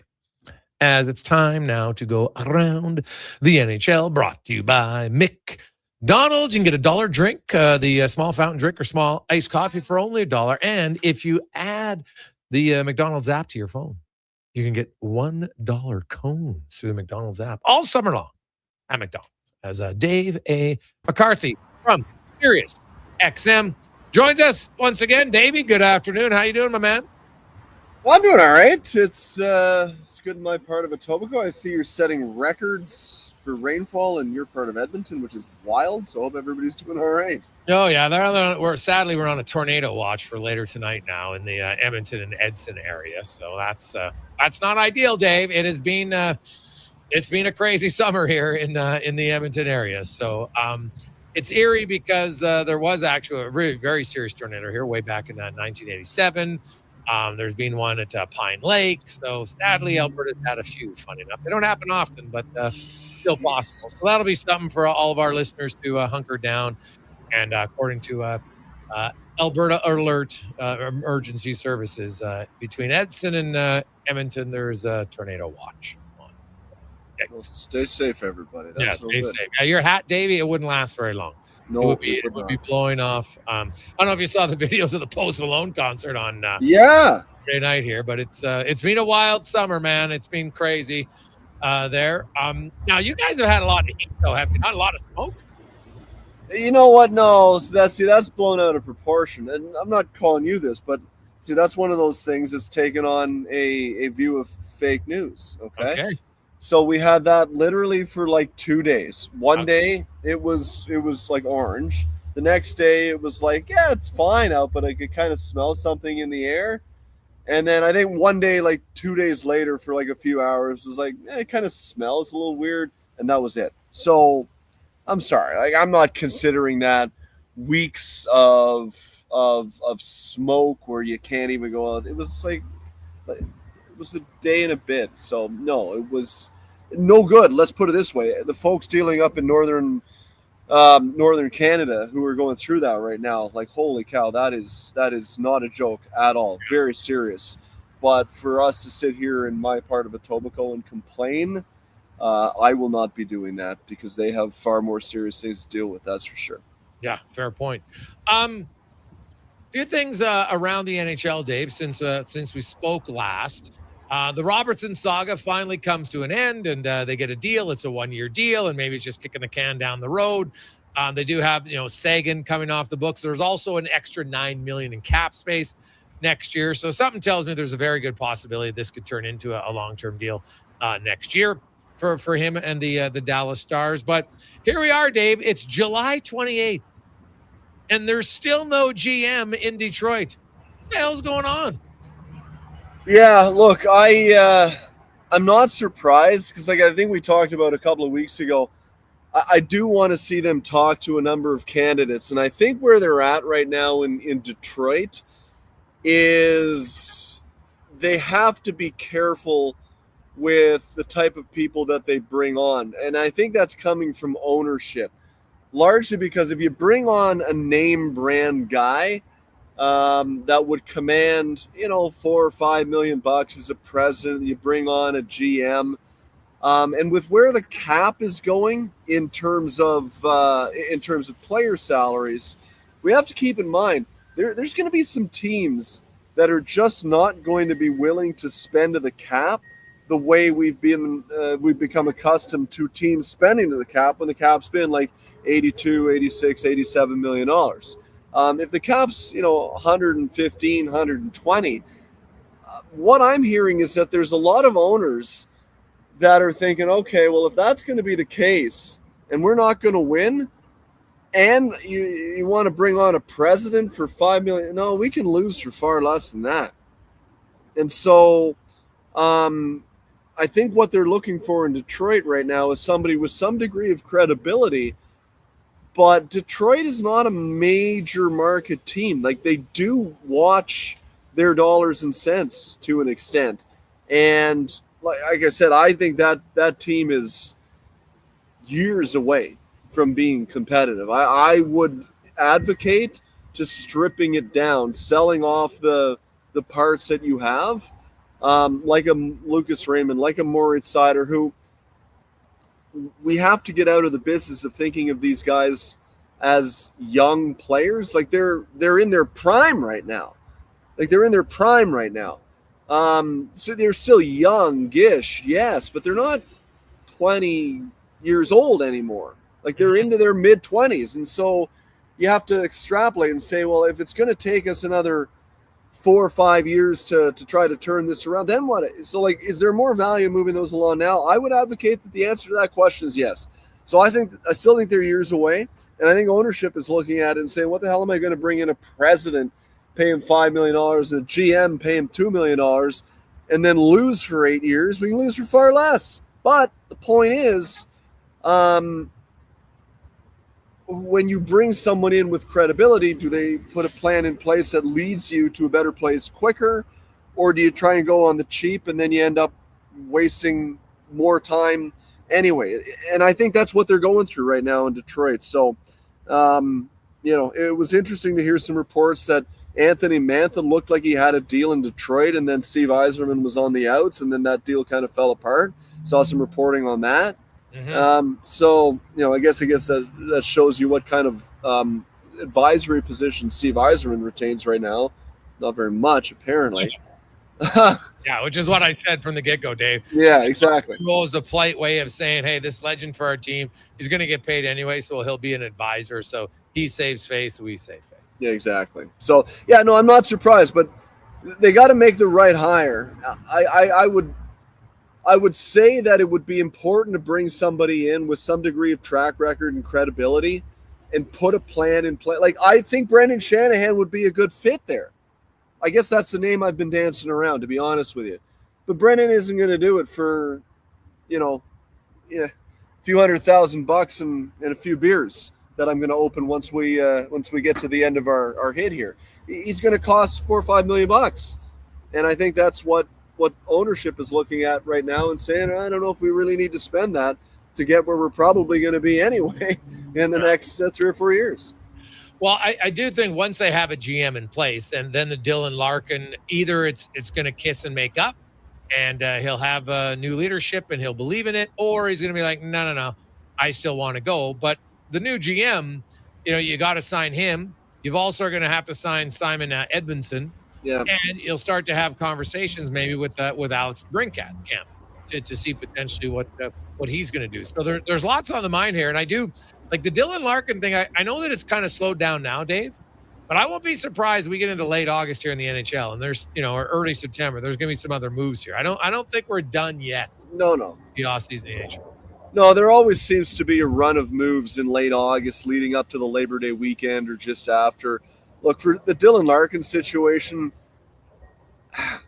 they're in a real problem right now in Detroit. One, with the fact that his no trade list is at 4 teams right now. Yeah, that's a big problem. But having said that as well, I don't know if he can come back into that marketplace and be accepted. Like, I've talked to a lot of Detroit fans. I've gotten messages from a lot of Detroit fans who are not interested in seeing this guy back.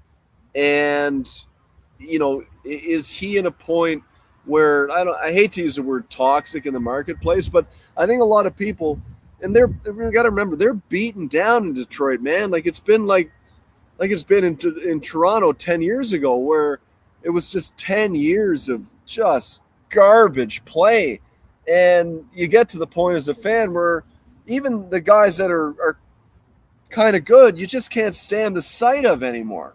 And then when he comes out and says, I want out, and then it's only 4 teams, and I don't know how he comes back in. So, I think they've got to find a way to move him, because I just don't see it being a fit anymore, quite honestly, from a ticket sales standpoint. People are pissed off.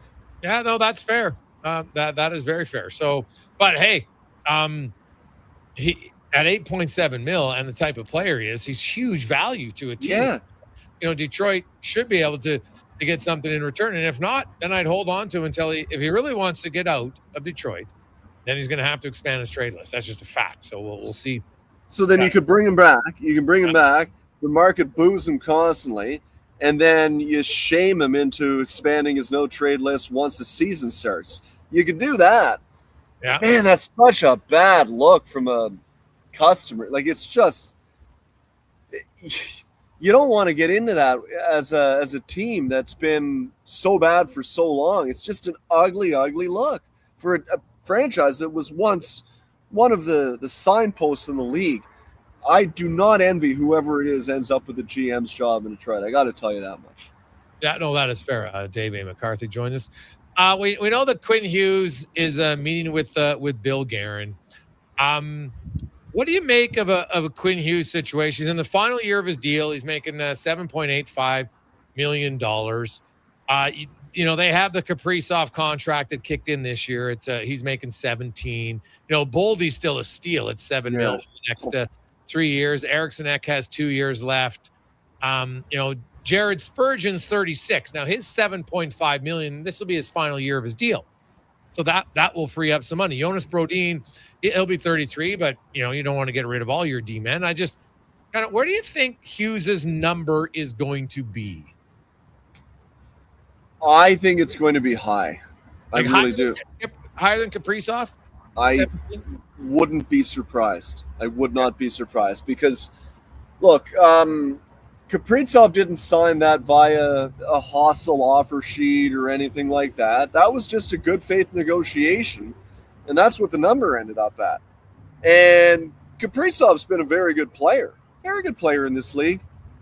I think you make the argument Quinn Hughes been a better player in this league. I really do. He is that good, Quinn Hughes. And from what I understand about the Hugheses, I just don't perceive them as being really excited to give anybody a significant discount. I get the impression that they're looking to be paid commensurate, if not more so, than where the market should be, like trend-setting type contracts. So I don't see him coming in at like 14, $3 million less than Kirill on a long-term deal. Not a chance with where the cap is projected to go over the span of the next 6 or 7 years. So if he's signing a long-term deal, I see that number absolutely at 17, if not higher. Okay. Interesting. You were at the Hyman golf tournament, so we appreciate you sending us those clips. I know a lot of times there's like a short interview and then there's lots of conversation afterwards. Yeah. Lots of people were asking about, Mike Babcock and young players. And now Toronto wasn't a great team that year, but he had a lot of young guys and played them. I went back to his Detroit team when they won, and he had young guys, 22, Hurdler and Philip. Heck, Darren Helm was a rookie, played 7 NHL games, played pretty much every game in the playoffs. So, and played like 12 minutes a night. So I think a guy like Ike Howard, if he can play, he'll play. I don't think the coach is that opposed to young players. But, after talking, to Hyman and those other guys and other people, how do you foresee this going in Edmonton? Like, I assume Babcock's going to be on his best behavior to start. Do you think it lasts? Well, what I can tell you is I think the players are ready for a guy like Mike Babcock. And the fact that it came from like the core of the core, right? The top guys. It was McDavid, it was Draisaitl, it was Hyman.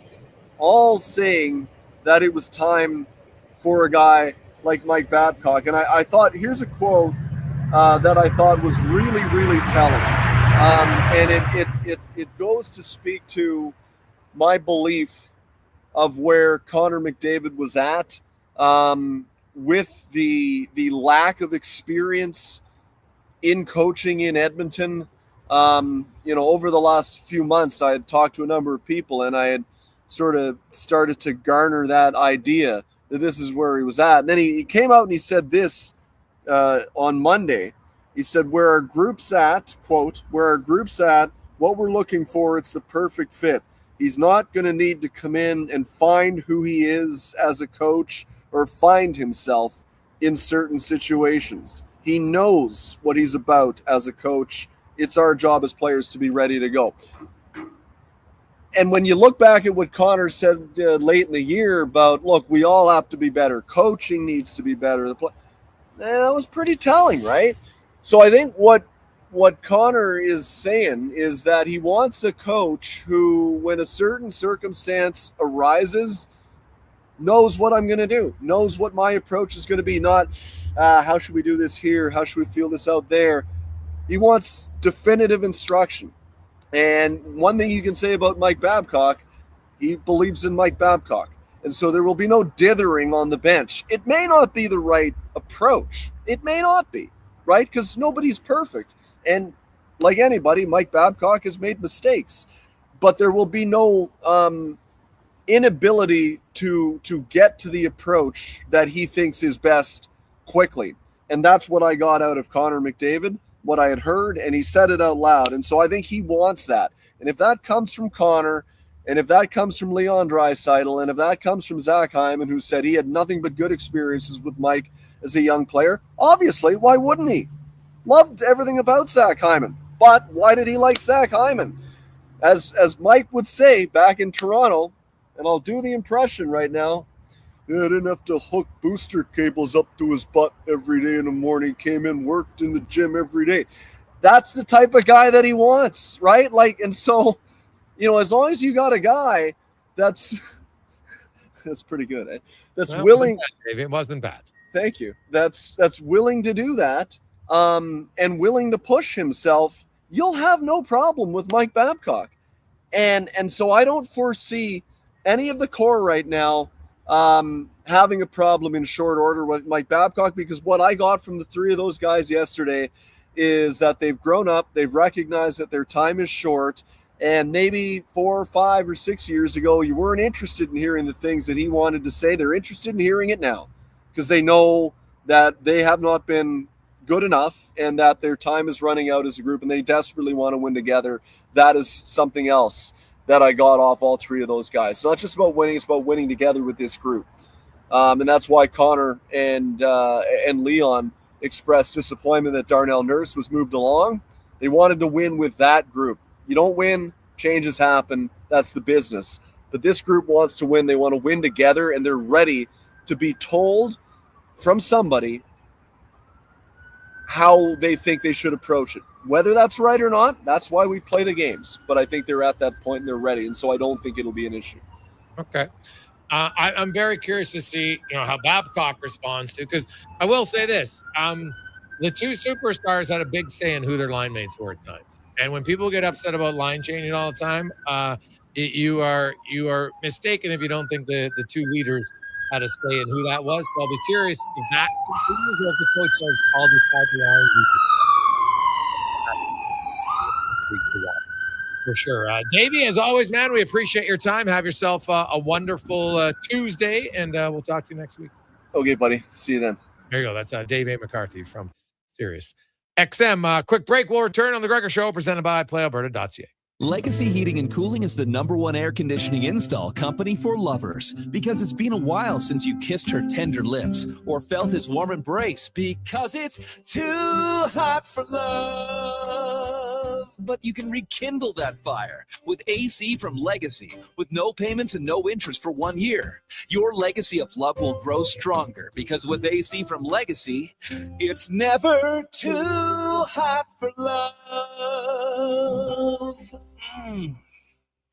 Your weekend hotspot is at On the Rocks. Party with Edmonton's best bands every Friday, Saturday, and Sunday. And we got them all. From the Varkels to Tallboy, Radioactive, Curves, the Brute Squad, Morningwood, Rockzilla, Punch Buggy, and more. Plus, the guy who keeps the party going every weekend. DJ Kenny K on the ones and twos, live. Get ready to have a good time this weekend. Your bar, your party. You're On the Rocks. On the Rocks. Jeff Brab and 118th. You got a go-to coffee spot, a trusted barber, even a lucky game day jersey. But when it's about looking your absolute best, there's only one name you need. Mr. Dirk. Family run since 1939. We're experts in crafting impeccable tailor-made suits and offering a wide variety of everyday styles. Pair that with personalized one-on-one fittings and the convenience of on-site tailoring. Mr. Dirk elevates your style game. Visit our Edmonton store or explore MrDirk.com. Score big on style with Mr. Dirk. Okay, new strategy. I'll just live in the freezer till October. It's spacious in here. It's spacious. There's a better way to survive the coming AC season. Pro Solutions is your one-call solves-it-all expert for AC repairs, tune-ups, and new installations. We offer convenient financing options and fast appointments so you can enjoy your entire home, not just the freezer. Now I can leave the frozen peas where they belong. Book now at ProSolutionsInc.ca. The job isn't done until the last load is hauled, and having a semi-trailer out of commission is not an option. Whether replacing or adding to your convoy, Edmonton Trailer has a huge inventory of new and used semi-trailers, trusted by the gravel, logging, oil field, fluids, and freight industries. Find a trailer right for you online or at one of their 3 locations. For sales, service, parts, rental, and finance, when you're in it for the long haul, Edmonton Trailer. There's still time to book your tournament at the Ranch Golf and Country Club. As one of Alberta's top tourney courses, the Ranch makes hosting fun and easy for any group or business. No matter how unique or unusual, they'll accommodate your vision for an event no one will soon forget. Start planning your tournament today at their beautifully landscaped course on the outskirts of West Edmonton. On-site event coordinators are here to help, but hurry, availability is limited and booking fast. Visit theranchgolf.com. We just dropped a massive payload at NIS Q4. It's time to unload some deals at the Truckload of Savings event. If you've been waiting to upgrade, we backed up the savings with unbeatable offers on our toughest Fords. Right now, haul away exactly what you need and take advantage of massive price drops across our entire lineup, including the legendary Ford F-150. For the the job site or the weekend getaway. Shop the truckload of savings at niskuford.ca. Nisku Ford, above expectations. Bashaw Concrete Products. From concrete and septic tanks to blocks, precast water pads, Jersey barriers and aggregates. Farmers, contractors, homeowners. Plan your next project at BashawConcrete.com. Family owned, over 60 years pouring.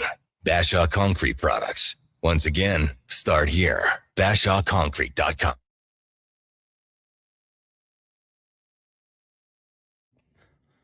Portions of this hour brought to you by UL, helping you finish your electrical project. Is their goal from pot lights to electrical panels? The gear you need is at ul.ca or in person at one of their Edmonton area locations. ul.ca, your partners in power. This is Sports 1440, where Edmonton talks sports. On YouTube, Facebook, and X. Here's Jason Gregor. Brought to you by PlayAlberta.ca.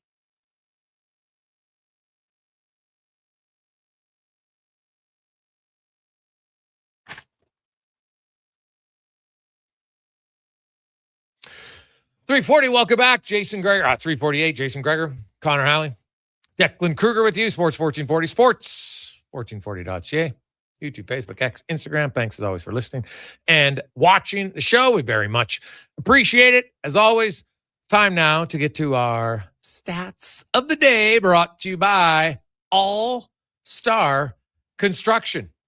Great company to work for if you are looking for an opportunity, because guess what?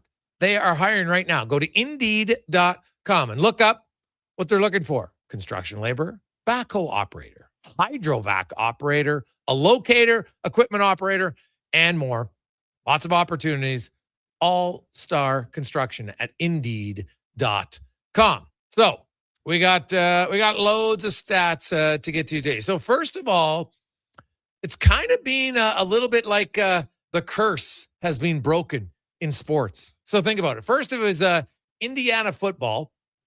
After decades of futility, they win. Next, it was Arsenal, who won the first Premier League crown in 22 years. Then you had the Knicks ending their 53-year NBA title drought. And now it's Mayo breaking a 75-year curse to win the All-Ireland title in Gaelic football. So they won it back in 1951, and there was a talk about that they upset a priest when they did so, so that resulted in a curse being placed on the team. They had lost 11 consecutive finals. Like, what are the odds of that? Like, I get if you haven't won in them, but imagine getting to the championship 11 times and never winning. And you should have seen I watched it online, man. There was fans breaking down in tears. Announcers were losing their marbles. But what's unique about Gaelic football is that it's 100% amateur, right? Because the players compete for pride rather than pay. Now, the funds generated from ticket sales, and there's a lot. There was 82,300 fans at Sunday's match. The money from the ticket sales are directly reinvested in local clubs across the country. And many of them are kind of like considered pillars, but that's wild, right? There's no owner making tons of money. You are playing for pride. Like, it is huge. Think about that for a second. It's just different, and it's kind of in there, but I don't know if you saw it. There's lots of people talking about this. Like, this is a big deal in Ireland. So there's a lot of people from college football to Premier Soccer to the NBA and now to Gaelic football, where the drought is over. Now, these are interesting stats. It's not necessarily stats yet, but it's almost like we could be seeing the Ted Lindsay of college athletics. There's a group of Stanford football players are establishing the first ever chapter of the College Football Players Association in a move intended to create a foundation for eventual unionization and collective bargaining. Wow. So now they're in their 5th year of CFBPA's existence. Stanford became the first school to reach the membership threshold of players necessary to elect representatives. Now, there's a long, long road ahead, but This is massive news and really could change. Like a lot of people have argued, oh, college football is pro. These schools are making lots, but what would happen with this, right? How, like, you look at already that people, how they're changing these institutions and, going to school and the cost of it and everything else. Like this could have huge ripple effects overall in the NCAA. Specifically, because if you get one, they're all going to follow. That's just a fact. Cons, how long do you think it would take to make it happen? I think it would be a slow burn here. I think these things would gradually move slow. I mean, it makes sense, right? With all the money being thrown around there and the NILs, it would make sense to have that something to give these guys support and help them. But I'm going to say 15, 20 years. Like, I think it'll take that long? Yeah, I think it's going to be a slow process. I bet it goes much quicker than that. I think there might be some pushback as well. Well, I'm sure there's going to be NCAA's. They're not going to want this, right? No, they're not going to want it at all. Well, there's already, there's been some laws they're trying to pass different things there. So, the government's going to have a big say, make no mistake. But yes, there'll be some significant undercurrent rippling effects from this. Now, stats in the CFL. The Elks, here it is on July 28th. Happy birthday, by the way, to my nephew Noah. Happy champagne birthday today. Good for you. The Elks are in first place in the West. They're tied for first place in the league. They're actually in first place in the league because they own the tiebreaker against Montreal. And the stat to me that's the most wild is Vernon Adams Jr. broke the CFL record for most touchdowns without an interception to start the season. He's got 20. He's got a stretch of 21 going back to last year without an interception. So you look at the other guys. So first of all, he's thrown the most touchdown passes at 20. Chad Kelly's next with 17. He has 9 picks. Now that's crazy. But Trevor Harris, 16 touchdowns, 5 picks. Cody Fajardo, 13 touchdowns, 4 picks. Davis Alexander has 11 TDs and 1 interception. So he would be the closest as far as interceptions go, but he basically has just over half of the touchdowns. Like, it has been a phenomenal year. So if you were looking at stats, how is Adam Vernon Jr. not the leader in the MOP right now? Hey, Alexander's had a fantastic year. Don't get me wrong. He's thrown for 400 more yards, 9 more touchdowns, and no interceptions. Right? Like, the difference is Montreal just throws the ball more. Right? He's attempted 245 passes. Vernon Adams has attempted 209. Now, Vernon doesn't complete as many passes either, 65% to 71, so that's part of it. But I'm telling you, that guy has money on TD passes right now. I don't even know, Connor, maybe you can look it up. What's the NFL record for most touchdowns without a pick to start a season? You know what it is in the NFL? I'd be curious. So, like, I thought Aaron Rodgers had one. Was he the guy? Maybe I'm thinking close to 30 or something. I could be wrong on that, but we'll see. Either way, it's a stunning number early on and something to watch for as Calgary is into Hamilton this weekend. 20. It's 20 as well. Peyton Manning. Yeah. Oh, okay. 2013. 2013. So Vernon Adams could hold the North American record. Yeah, that's awesome. Okay. Interesting to know. Before that, Milt Plum threw 16 in 1960. What? Yeah. Wow. Not Brady, no one else, eh? Yeah. Like, that just shows, like, it's hard to throw interceptions hard to throw touchdowns without ever throwing an interception. It's just difficult to do. So don't sleep in a season Vernon Adams has had it. That's unreal. I'd be curious to know, like, do you know what Manning's, how many pass attempts he had when he had the 20 touchdowns? Does it show what his numbers were? I'll have to dig into Yeah, dig into that. I'd be kind of curious. Anyway, for the first time this year, Justin Rankin heads into a week where he's not the leading rusher in the CFL. It's Dedrick Mills. Dedrick Mills has 584 yards. Justin Rankin has 561. Brady Oliveira is at 551. And Travis Dees from Montreal is at 538. So you got 4 rushers within 46 yards of one another. So it's going to be quite the race. Now, Rankin still leads the league in rushing touchdowns with 6 so far. If you look at the receiving, the Elks got off to a slow start, but you're starting to see, like, Austin Mack is now up to 4th on receiving yards with 579. But well behind Tyson Philpott in Montreal. He's absolutely killing it. He's still averaging over 100 yards a game. He's got 839 through 7 games. Schaefer Baker, who you saw for the Riders, he has 656. Tyler Sneed from Montreal has 620, and then Austin Mack is 4th, and Keyshawn Johnson 5th. So 3 of the top 5. Well, actually, the top 5 receivers for the Elks are going to face the 2nd and 5th leading receivers this weekend, and then next weekend they face the 1st and 3rd leading receivers. So the DBs are going to have 2 pretty busy weeks coming up in the CFL. That's our stats of the day, brought to you by All Star Constructions. 198, Gregor. Pass attempts. 198 pass attempts. It's in 5 games. He had 20 touchdowns in 5 games? Week 1, he threw 7 against the Ravens. 2 against the Giants and 3 4-4. Holy cow. Now, the record not to start the season is Matthew Stafford with 28 consecutive touchdowns without an interception. Brady at 27. Okay, so he's got a little bit of ways to go there, right? And I'd be curious spread out over how many games, but that's still amazing that Peyton had 20. He was at 2013. Somebody out there would have had him in their fantasy league, killing it. Could you imagine week 1 in fantasy and your quarterback throws 7 touchdowns? Come on now. How many passing yards do you have that game? That's got to have over 400, I would think. 462. Oh, there you go. Pretty good guess. What do you think the score was in that game? So let's say 49, probably at least 1 rushing touch, 56, 62 to 14. 49-27.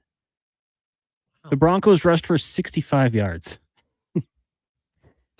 So all he did was score 7 touchdowns, no field goals, no rushing touchdowns. It was all passing. And 35 points came in the second half.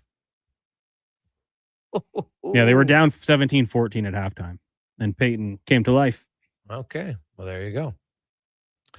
Let's take a quick break. Coming up, we got the round table with Declan, Connor, and myself. But first, let's get to the con man and a sports 1440 update brought to you by Hire Good. For professional property services you can feel good about, get Hire Good. Site cleanup, debris removal, seasonal maintenance, and more. Hire Good. Stable jobs create stable lives at hiregood.ca. This is a sports 1440 update. Blue Jays back in action today, taking on the Nationals at 4:45. We'll join that game in progress following the Jason Gregor Show, 6 o'clock on our AM feed. Elsewhere, Pirates and Diamondbacks, the Orioles in Detroit. Rays get the Rangers. It is game 2 of the Guardians and Reds.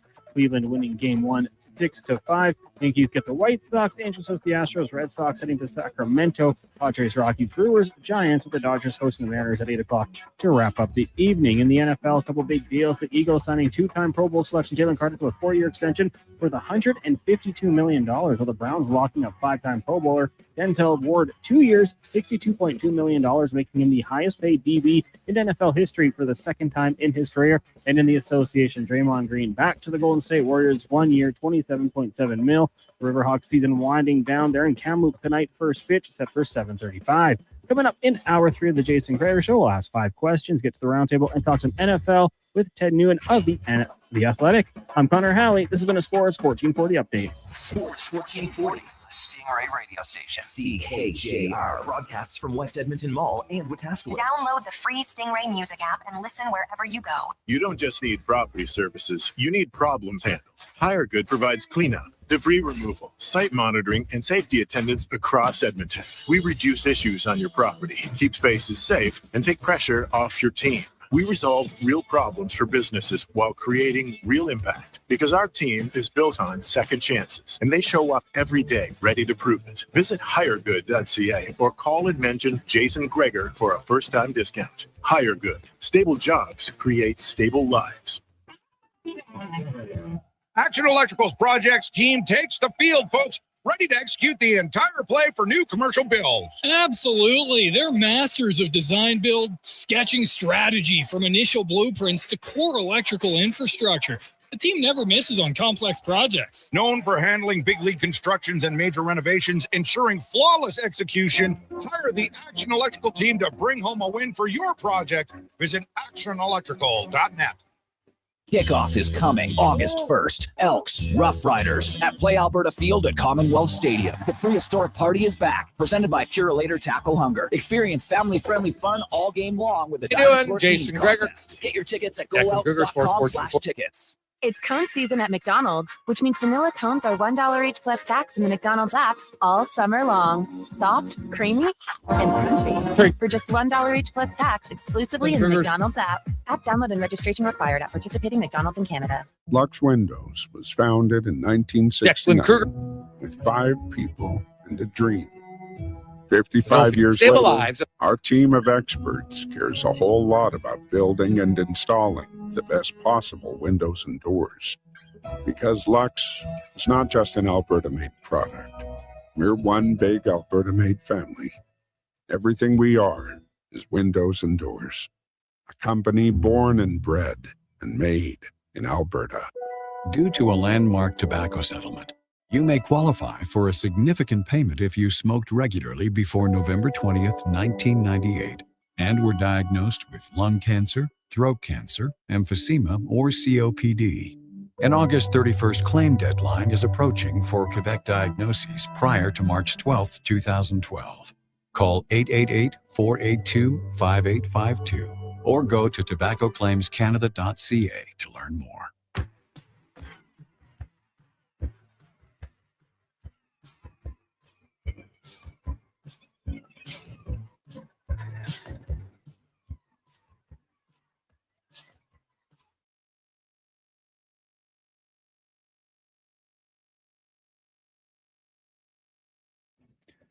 Portions of this hour brought to you by Papa John's. Papa John's is making Tuesdays better. Get 40% off pizzas at regular menu price when you enter promo code 40Tuesday at the start of each order at papajohns.ca or on the Papa John's app. The Jason Gregor Show on Edmonton's go-to station for all things sports. It's Sports 1440, presented by PlayAlberta.ca. Alberta's only all-in-one play experience. Casinos, sports, and lottery. One account, one wallet, one app. Here's Jason Gregor.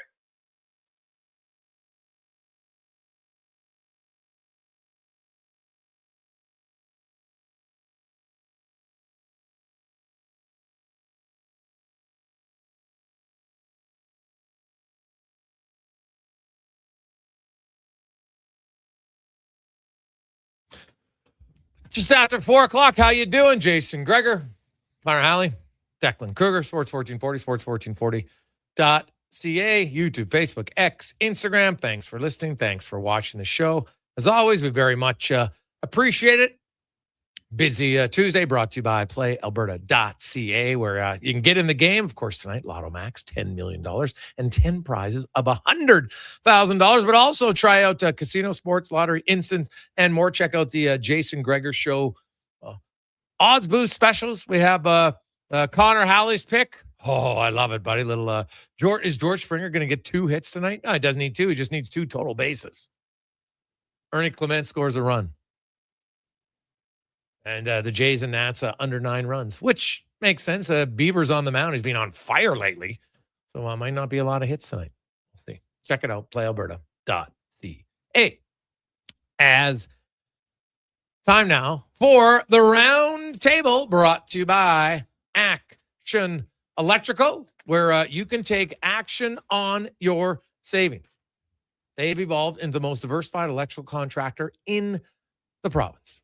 53 years of experience. They'll help you out, save you a lot of money. ActionElectrical.net. As we go to Connor Halley to kick things off today. All right. I know we're going to have Anthony LaPanta joining us on the show coming up a little bit later. He apologized to everyone for missing that first segment. But I'm just looking at kind of the reason we're bringing him on. And I know Bill Guerin is making that full court press to try to get Quinn Hughes back with the Minnesota Wild. I don't get it if you're Quinn Hughes, though. Like, why would you commit to this team right now? I mean, I do think they've tried to improve that roster. You don't have that number 1 center they need. The competition in that division is going to be absolutely fierce for the next few years here. We know the Avs and the Dallas Stars are there. I think Utah's a team on the rise. Winnipeg Jets should be stronger this year. It's an okay spot, but why would he not wait till free agency to really see what he's worth? Right now, you know, you've got Erik Karlsson, Rasmus Dahlin, Drew Doughty at $11 million, Bouchard there, Werenski. The next group of guys with the cap going up, each and every year here. I just don't get why he, in any situation, would make that decision to re-sign with the Minnesota Wild without going out and talking to other teams first, potentially landing in a better spot, maybe throwing a little bit more money his way, better team. If it's me, I would say thanks. Appreciate it, Bill. No. And maybe that leads to him being traded at the deadline because the Minnesota Wild don't want to risk losing him for nothing. But if I'm Quinn Hughes, there is no chance I am signing with the team before July 1st.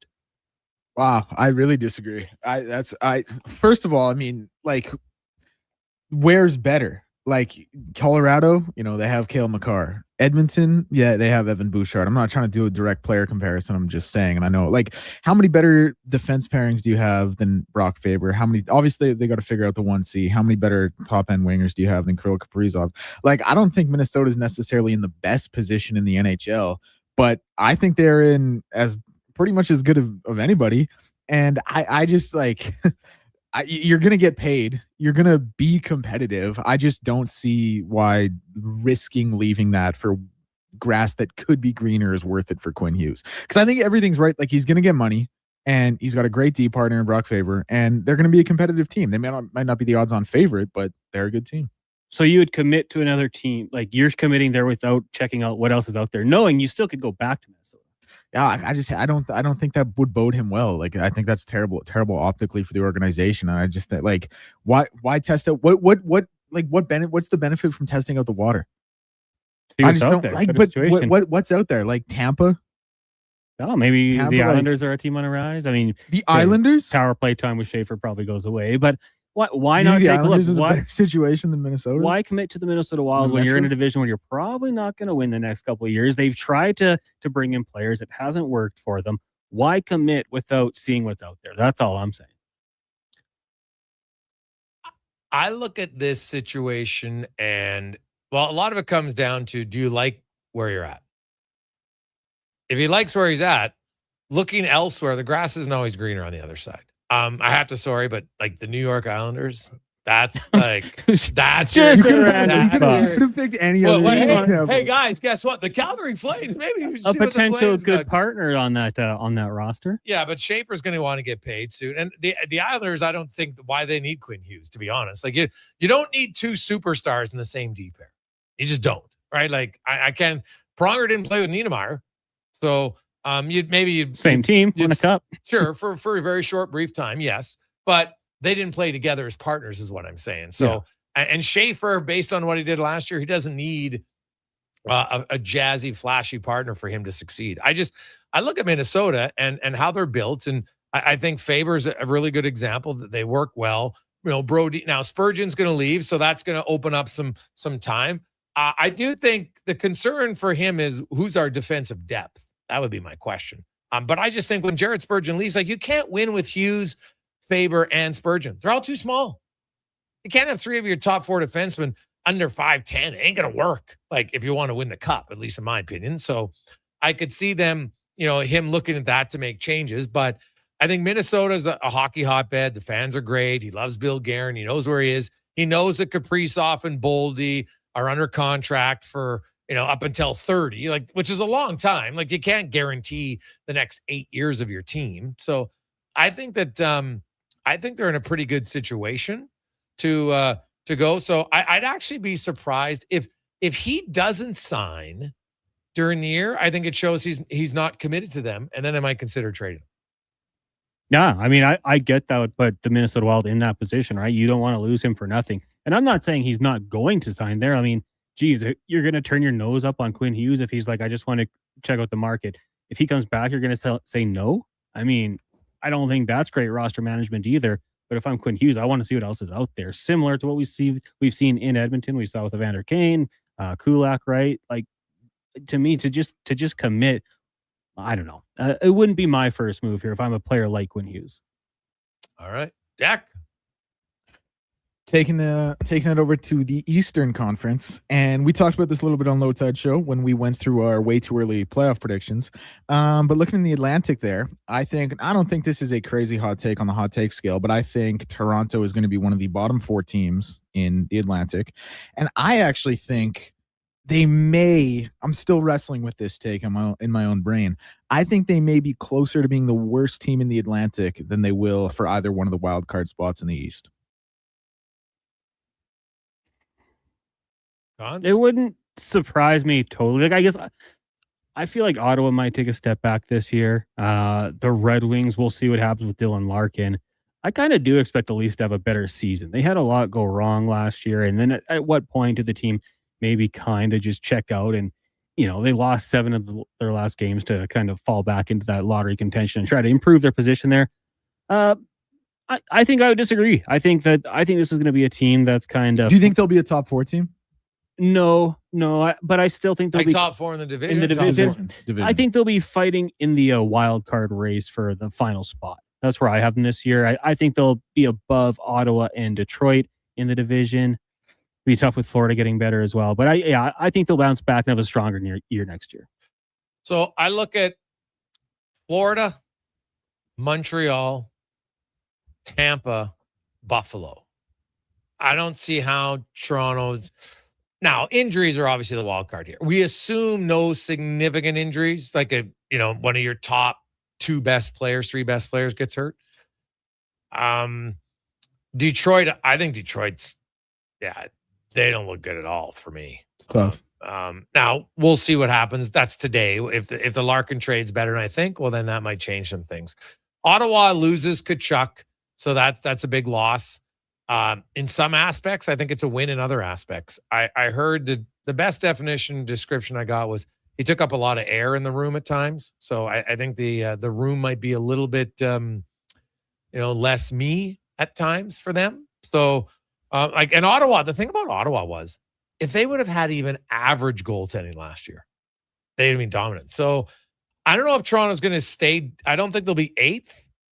But I'm not sold the Maple Leafs are just suddenly going to march right into the playoffs here. Like they got to go a significant way to get into the postseason, right? Like you look, they have to improve by 20 points to be a playoff team from last year. 20 points, that's a lot. I don't see them as a playoff team.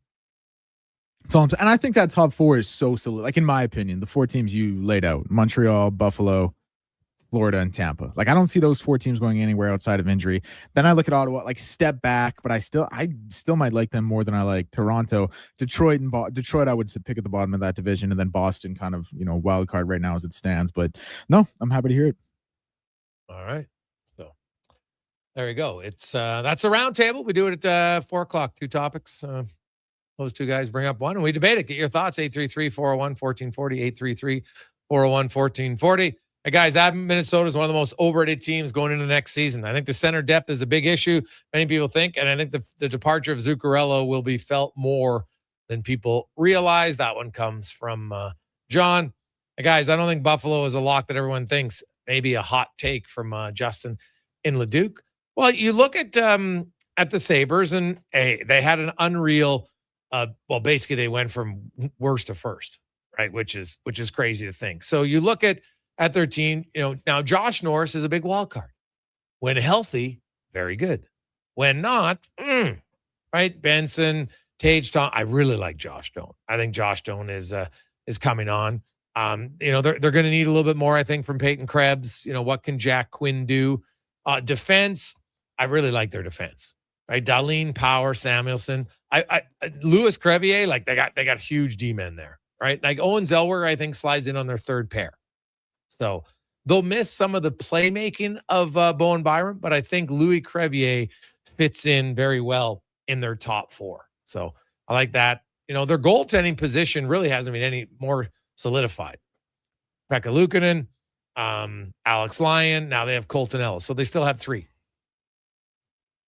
Who's going to play there? But I think it's fair to say like a lot did go well, but they also learn a lot. I think if Josh Norris stays relatively healthy, which is, could he play 65 games? I can't see him necessarily playing more than that. He is one of the more injury-prone players in the NHL, unfortunately. And it's shoulder injuries, it's hard to get over that, right? So that's the challenge for me. Because Josh Norris he's actually only played over 65 games once. So, Yeah. In the 21 season, he played all 56 out of 56. Then he played 66. Then he only played 8. Then he played 50. Then he played 56. And now 44. But when he's in, he's a pretty productive player. So, because if they lose him, now you still have Tate Thompson, but they lost Alex Tuck. Like, that's a pretty big void for Buffalo. Like, I think Buffalo's next year, and then we'll kind of see where it goes from there. 833-401-1440, 833-401-1440. Let's take a quick break. When we return, we got Ted Nugent joining us and more. It's a Gregor Show presented by PlayAlberta.ca. It's the hard jobs that take know-how, expertise, and the right experience. And that's why, time and time again, GS Construction gets the call when it comes to the hard jobs. Underground projects that are genuinely difficult, like deep installs, tough ground conditions, or tight urban sites. So remember, when it's a hard job, the list gets short, and GS Construction is on it. Want to tackle the hard jobs? We're looking for experienced pipe layers and topmen. Visit gsconstruction.ca today. Get ready for a night of rock with the Gene Simmons Band. Monday, November 30th at Silent Ice Center in Nisku. The Gene Simmons Band, performing your favorite classic hits. Monday, November 30th at Silent Ice Center in Nisku. Tickets on sale now at silenticecenter.com. Don't miss the Gene Simmons Band.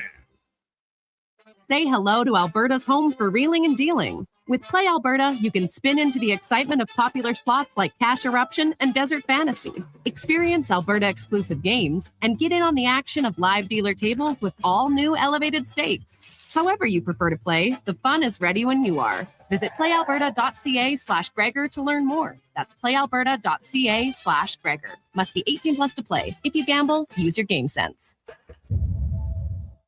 So you're dying from the heat, sweat dripping on your sheets. You want to cool it down, but your AC can't compete. So you fall upon your knees and cry out, oh please, I need a cooling breeze. Stanley Legacy's AC Repairman. Legacy's AC Repairman. AC Repairman.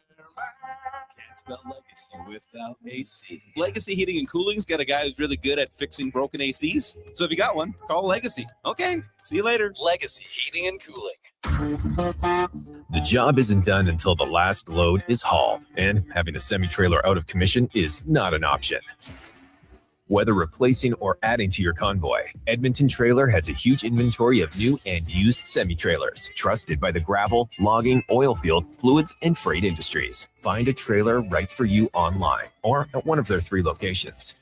For sales, service, parts, rental, and finance, when you're in it for the long haul, Edmonton Trailer.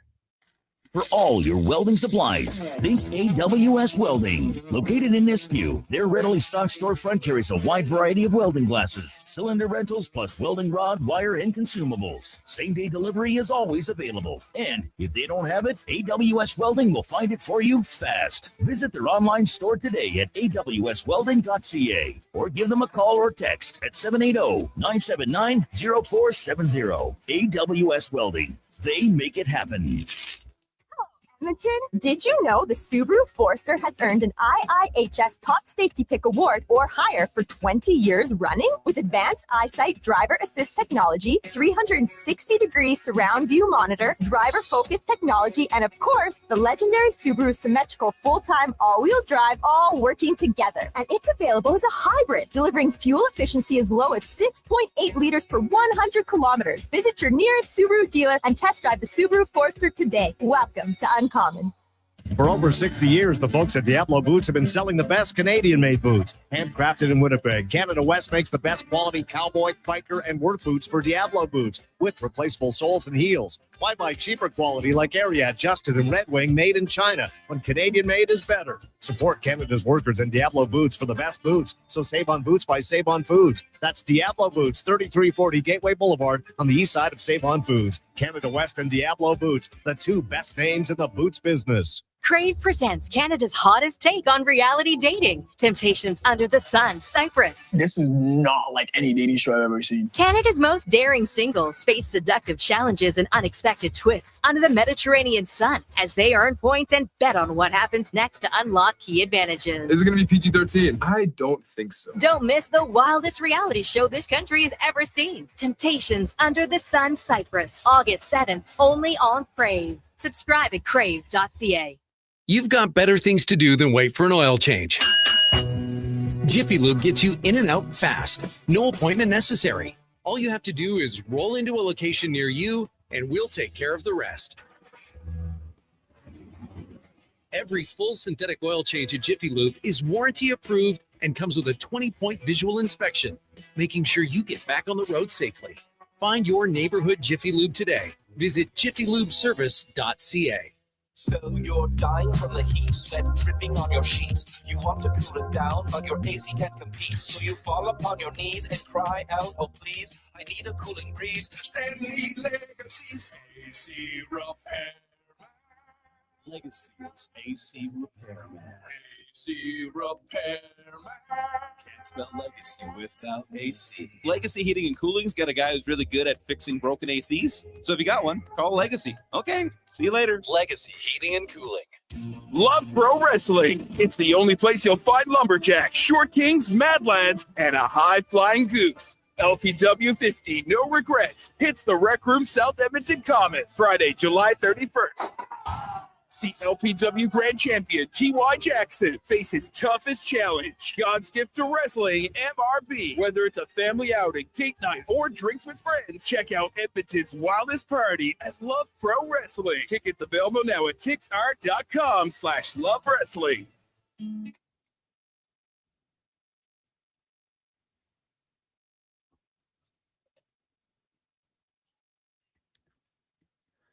'Portions of this hour brought to you by Japa Machinery. Rent it, run it, get it serviced. Japa Equipment Rentals has you covered from their shop to your job site. Alberta's construction pros have counted on Japa for rentals and service since 1972. JapaMachinery.com. The Jason Gregor Show on Edmonton's go-to station for all things sports. It's Sports 1440, presented by PlayAlberta.ca. Alberta's only all-in-one play experience. Casinos, sports, and lottery. One account, one wallet, one app. Here's Jason Gregor.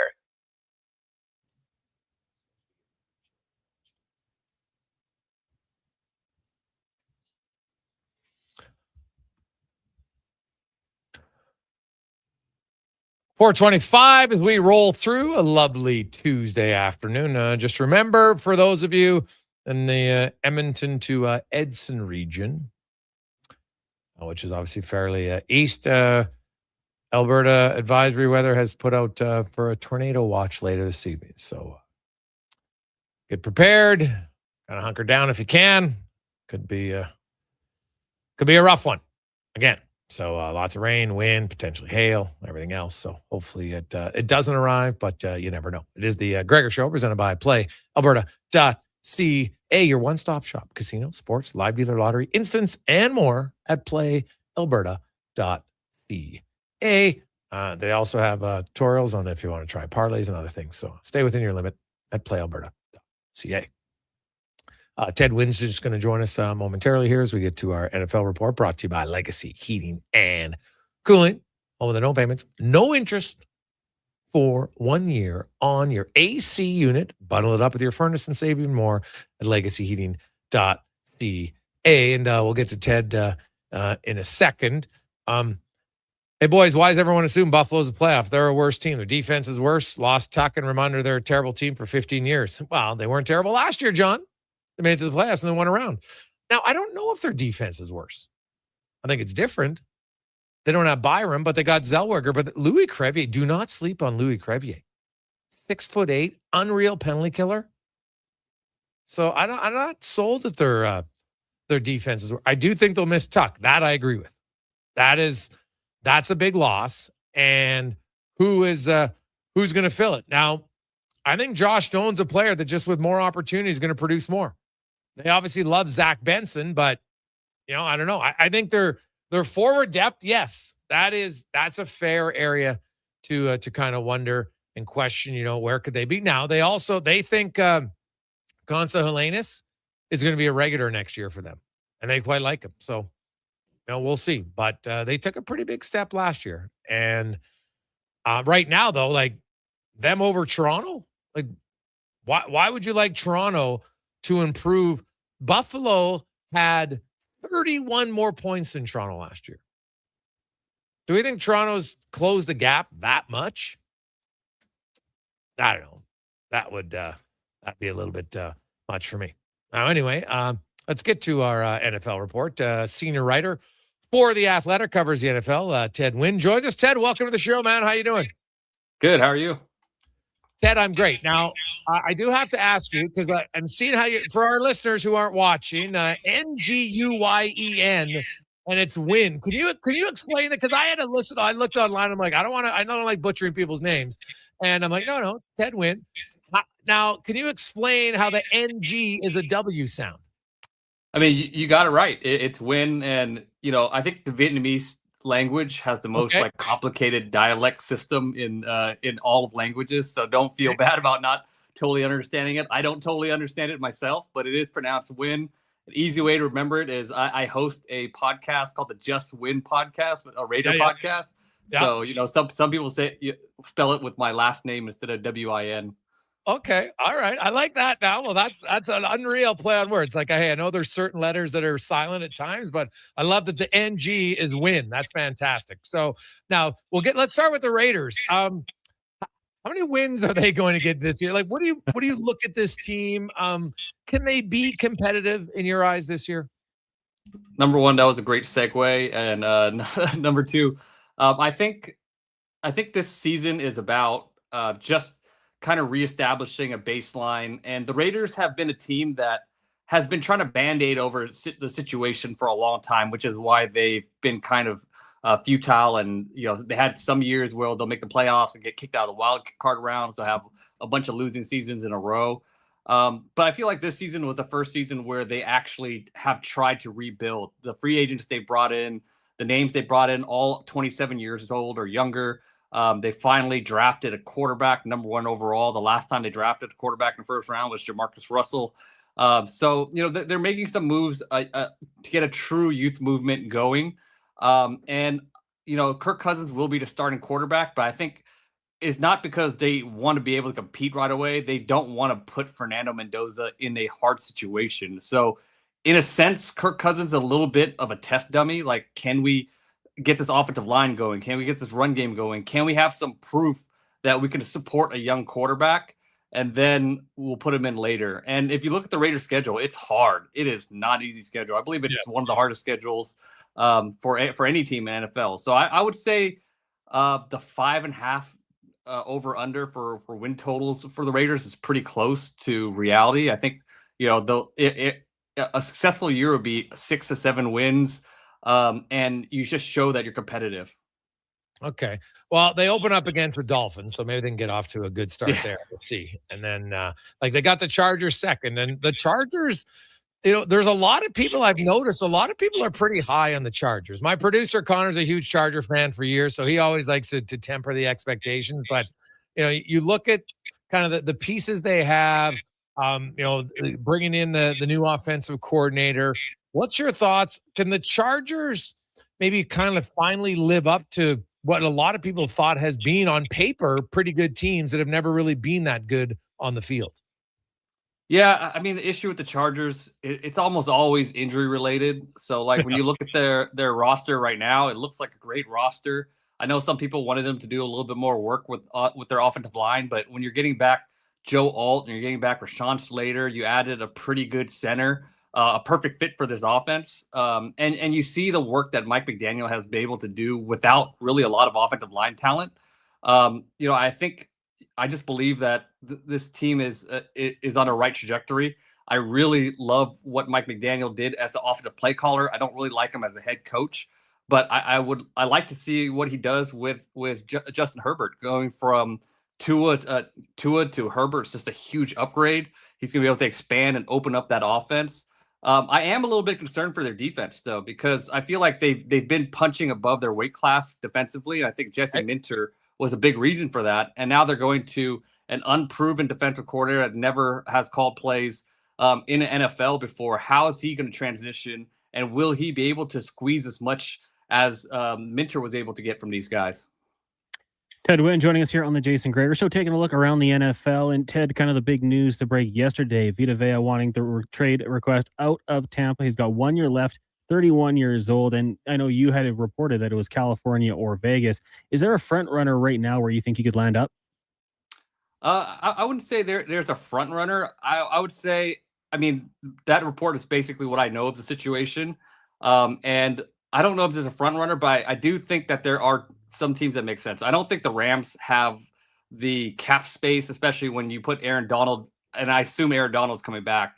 Okay. Especially when you add that contract to their cap situation already. I don't think they have the assets to do it.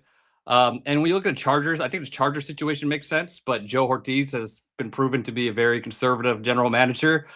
So we'll see if they get aggressive and make a move there, but they do have the cap situation to do it. I think the Niners make sense. They have a ton of cap space. They need to make a move to kind of keep punching with the Rams, who got Myles Garrett and could get Aaron Donald. And the Raiders, like I said, they are rebuilding and they've prioritized younger players, but they have a huge need at nose tackle, and I think nose tackles generally age better than other position groups. So I think those would be my 3 top teams for Vita Vea.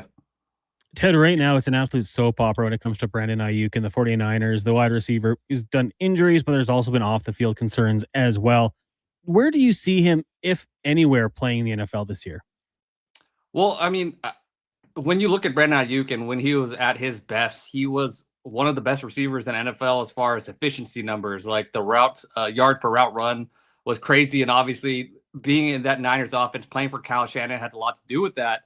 But the question is, how does he look like after the injury? There were some reports that he wasn't going to rehab, not doing the things that he was supposed to. So if he wasn't taking that part of his recovery seriously, like what kind of a receiver, what kind of condition is that knee going to be? And we don't know.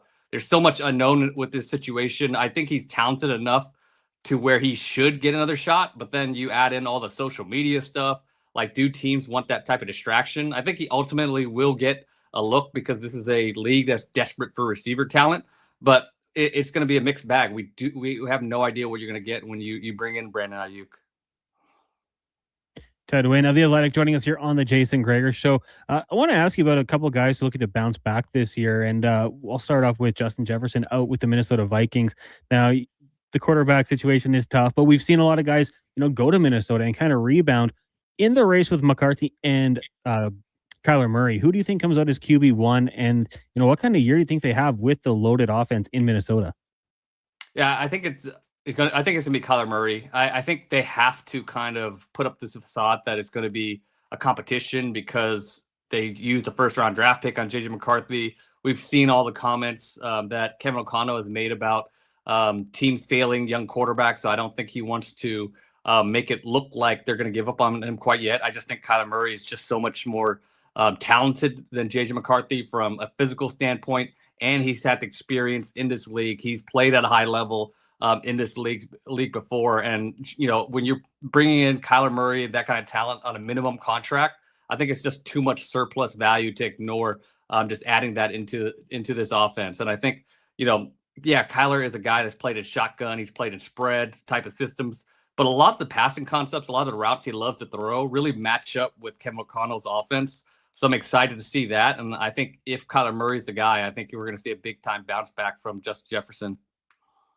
Ted Wynn joined us discussing the NFL. And the Kansas City Chiefs, the big story, hey, they might be getting a brand new stadium, but also Patrick Mahomes and his recovery. Now, I've seen him at practice. He's rolling out. He's doing all the drills, but you're not expecting him to play it all in the preseason, are you? I wouldn't expect him to, but knowing Patrick Mahomes and, what kind of competitive spirit and how much he wants to be out there, I think he'll be pushing, but I think it'll be up to the Chiefs. It'll be up to Andy Reid to kind of slow him down and try not to put him out there. Maybe he goes out there for one series in that second preseason game or the third preseason game just to kind of get his feet wet a little bit. But I would think he is way ahead of schedule. as far as his knee recovery, being able to participate in practice. But is he cleared for contact? I don't know that yet. Okay, so who knows? And obviously, his availability to start the season will impact a lot about the Chiefs. There's a Chiefs. Then there's also the team that, a few years ago they're in the Super Bowl and everyone's like, hey, these guys are going to be good. And then injuries and other things and, terrible starts. The Cincinnati Bengals, Ted, might be the team that has some of the best talent on paper, especially offensively, and hasn't equated to wins because their defense has just been brutal. Do you think the Bengals defense is good enough this year for them to be a legit contender? I think from a talent standpoint, they've made some huge improvements. I mean, they're good. They obviously added Dexter Lawrence, one of the best true nose tackles in the league. I think he's just a force multiplier in that defense. I think DJ Turner is one of the more underrated corners in the league. Dax Hill was starting to play some really good ball before he was hurt. So when you add him and DJ Turner together, I think anytime you have a really good cornerback duo, you have a chance to be good. But I do have some questions about their defensive coordinator. It was his first year coming from Notre Dame last year. To me, he's just an unproven name that hasn't shown that he can put together a successful unit in the league. So even though the talent is upgraded, I still have questions about the coaching until proven otherwise. Okay. Do you have a surprise team to watch for this year? When you look at their offseason, you say, this is a team that maybe not a lot of people are talking about that I think is going to be good. I think the Panthers was my pick for surprise team, but unfortunately they had a really bad injury, losing Nick Scorton, who was going to be their second edge. A lot of people were really encouraged with him. So they do have pretty good frontline talent, but they don't have a ton of depth. So anytime you have an injury like that, it's going to hurt. But I do think that their offense is going to be better. I think Bryce Young does limit their ceiling. But I just like what they have offensively. I think they're going to be able to score some points. Defensively, they were 22nd in DVOA last year. I think they could have improved to around 15th, but losing Scorton does stink. But I still think they have a chance to surprise some people this year. On the other side of that, are there teams outside of them that was a playoff team last year that you're like, because we know there's always turnover in the NFL. It's not like you're going to have 13 out of the 14 teams making the playoffs again. Is there a playoff team that you see falling out, or two even? Let's see. I would have to look over who made the playoffs last year. My memory does stink. Well, I can tell you, Philadelphia. So I'll go in the NFC. Philly, okay. The Bears, the Packers, Panthers, Seahawks, Rams, 49ers, and then the AFC: Broncos, Chargers, Jags, Texans, Steelers, Patriots, Bills. I would think I would watch out for the Packers. I mean, you're losing Micah Parsons. I think they believe there was announcements or some news saying that he was going to be out for at least a month. And that defense is so dependent on Micah Parsons and the pressure he brings that it's going to be tough to survive without him for a month. And when he does come back, is he going to be fully healthy? I think they already have some issues on the offensive line. As far as injuries, they lost Romeo Dobbs. I think this is a team that has been just kind of deteriorating from talent for a little while. I think Matt LaFleur is a really good offensive coach, and he does hide some of those issues. And they lost a defensive coordinator. He got hired by the Dolphins as their head coach. So I think that's going to hurt as well. So I think the Packers would be a regression team to watch out for. Okay. Ted, as always, we appreciate it, man. Thanks so much for this, and we'll talk to you throughout the year. Appreciate your time. No problem. Thanks for having me on. There you go. That's Ted Wynn joining us from The Athletic. And not only some great insight into the NFL, we learned about the Vietnamese language. And NG, they pronounce it because his last name is spelled Nguyen, pronounced Win. I like it. I like the name of his podcast, too. It's classic. Quick break. We'll come back. We have 5 questions. A lot of text to get to. 833-401-1440. 833-401-1440. It's a Gregor Show presented by PlayAlberta.ca. Wondering what you can afford? Let Go Auto do the math with our free car loan calculator.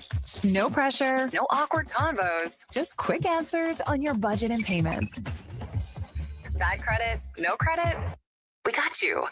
Text CHECK to 780-777-7777. That's CHECK to 780-all-7. Find out what you qualify for and start shopping with confidence. Go Auto. Drive what you love with payments that make sense. And here comes Action Electrical Service Team sprinting onto the scene. These are your first responders for any electrical emergency. That's right. With their fleet of service vans and specialized gear, they assess, they service, and maintain electrical lighting and automation systems. They're all about rapid response. Quick diagnostics and repairs to restore power and safety fast. Hire the Action Electrical team to bring home a win for your project. Visit actionelectrical.net. It's Dollar Drink Summer at McDonald's. Sip on a refreshing small fountain drink or a small iced coffee for just $1 each plus tax, all summer long. Only at McDonald's. Excludes flavored and cloud iced coffees. At participating Canadian restaurants. Taxes extra. Prices exclude delivery. The Bricks 55th Birthday Bash continues with big savings store-wide. Save on furniture, mattresses, appliances, and electronics. Plus, take 55 months to pay with 0% interest on furniture and mattresses. Or 36 months on appliances and electronics on approved credit. Find up to 30% off bedroom packages, up to 40% off select mattresses. And don't forget, you could be one of 275 winners with over $155,000 in prizes to be won. Hurry in. The Birthday Bash ends July 29 at The Brick, saving you more. Guys, there never seems to be enough time in the day, but you need to make time for this. Ken Franchek here. If you're 40 or over, a quick PSA blood test is crucial for early prostate cancer detection. The Prostate Cancer Center's Man Van is a mobile health clinic driving change for men's health. A few minutes could save your life. To get the Man Van out to your business or event, book today at getcheck.ca. He came home, and right away I saw that look in his eyes. I knew what was coming. Before I could even speak, he raised his hand and just kept texting me over and over, asking where I was, who I was with, demanding I respond immediately or I'd regret it. I couldn't escape. Because he stepped in front of the door and locked it. I had nowhere to go. I was completely cut off. From my friends and family. He deleted my social accounts, changed my passwords, blocked their numbers. I had no way to reach anyone. And that hurt. More than you can imagine. Tech abuse is real abuse. If you or someone you know is using technology to harm or control, change is possible. Learn how to end the violence at alberta.ca/endgbv. A message from the Government of Alberta. Portions of this hour brought to you by 01 Hockeyology, Edmonton's home for elite hockey development, skating analysis, performance assessment, and year-round training at West Edmonton Mall. Elite hockey development at 01.ca. That's ZERONE.ca. The Jason Gregor Show, the best of Edmonton sports talk and beyond. This is Sports 1440. Presented by PlayAlberta.ca, Alberta's only regulated online gambling website.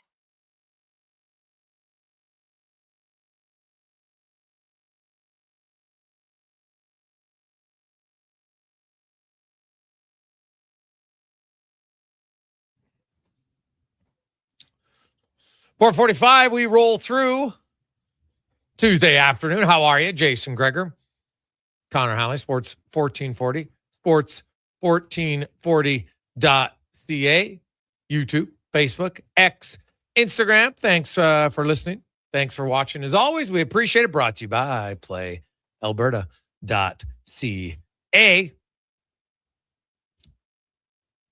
The storm risk for Edmonton anyway is around 6 to 9 if you get anything. So we'll see. Might be a little bit more east of Edmonton. There's a tornado watch on, which the watch. So we'll see where it goes from there. But anybody in between Edson and Edmonton, you might want to be aware, check things out, and hopefully everything's batching down and nothing serious hits.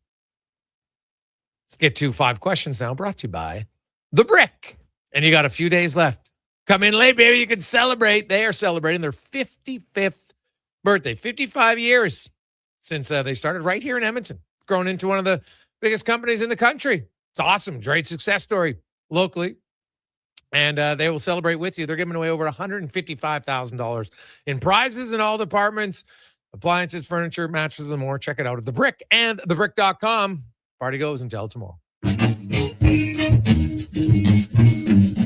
It's time for 5 questions on the Jason Gregor Show.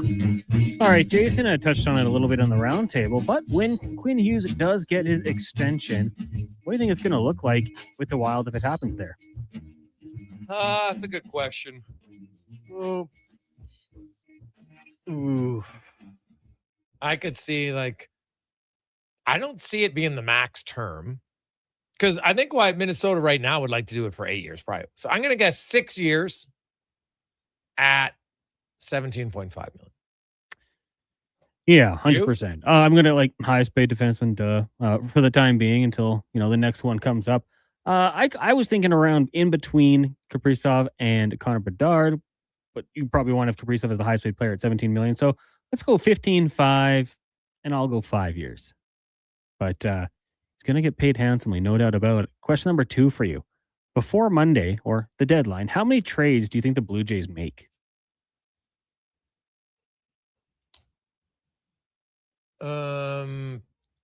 Four. Yeah, I think I'm with you. But I'll go a little higher. I'll take 5.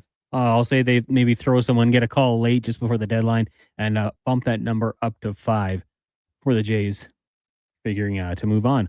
Question number 3. Where do you think the ideal landing spot would be for Bucks defensive lineman Vita Vea after he did request the trade yesterday? Yeah. What's going on in Tampa Bay, man? Other good guys want to leave there. Is it maybe have to do with the head coach? I don't know. Might do something to watch for in Tampa. But I would now you can ask for a trade, but then say you only want to go to a few teams. Doesn't mean they're going to trade you. So, but I could see, even though they're not good, I'm going to say the Raiders. I feel like that would just be such a bad move for the Raiders, but it wouldn't surprise me. They have that kind of history of doing it. I think it's got to be a team that's winning now. And if it is the report that Ted Wynn had, to me, it's biased. Chargers are, I think the 49ers would be a good one to do. And really, for the 49ers, like you said, you got to try to keep up with the Rams in that division. They just have so many pieces there. So I'll say the 49ers would be a good piece. Both teams could afford him. And hey, maybe that opens up the option for the team to spend some money on Baker Mayfield and give him that extension. Jalen Carter today got the biggest payday in NFL history for defensive tackles. So in honor of that, who are your top 3 interior defensive linemen of all time? Go ahead. Number 1 for me, Aaron Donald. I'll probably be recency bias, but yeah, he was just so dang good. You could probably line him up all over the place, and he found ways to get the job done. Thrived as a pass rusher, had the Super Bowl, Defensive Player of the Year, all that sort of thing. So I'll have him as my top one. A guy who I kind of caught the end of his career, but I know what he was able to do. Warren Sapp, I'll have it number 3. Didn't love him as a Raider, but when he played for the Bucks, he was very, very disruptive. And let's go John Randall, Minnesota Vikings legend, Hall of Famer. Undersized, but got the job done. Okay. Well, if we're going all time, I think you got to go with Alan Page. He was a MVP in 1971. He's a 6-time All-Pro, 9-time Pro Bowler. So he was, I think he's one of only 2 defensive players in NFL history to win the regular season MVP. So part of the Purple People Eaters, sick name. And hey, man, the guy was not only was great on the field, pretty good commercials. I'll go with Mean Joe Green from the Steelers, 4-time Super Bowl champion. He was just a legendary heartbeat of that Steelers. What was it? The Steel Curtain. Yeah, so I'll go with the guys, and I'll also have Aaron Donald in there too. Hey, Mean Joe, is that the one? Yeah. Final question for you today. It is National Water Park Day. So in honor of that, are you a water park person when it's compared to lakes and oceans?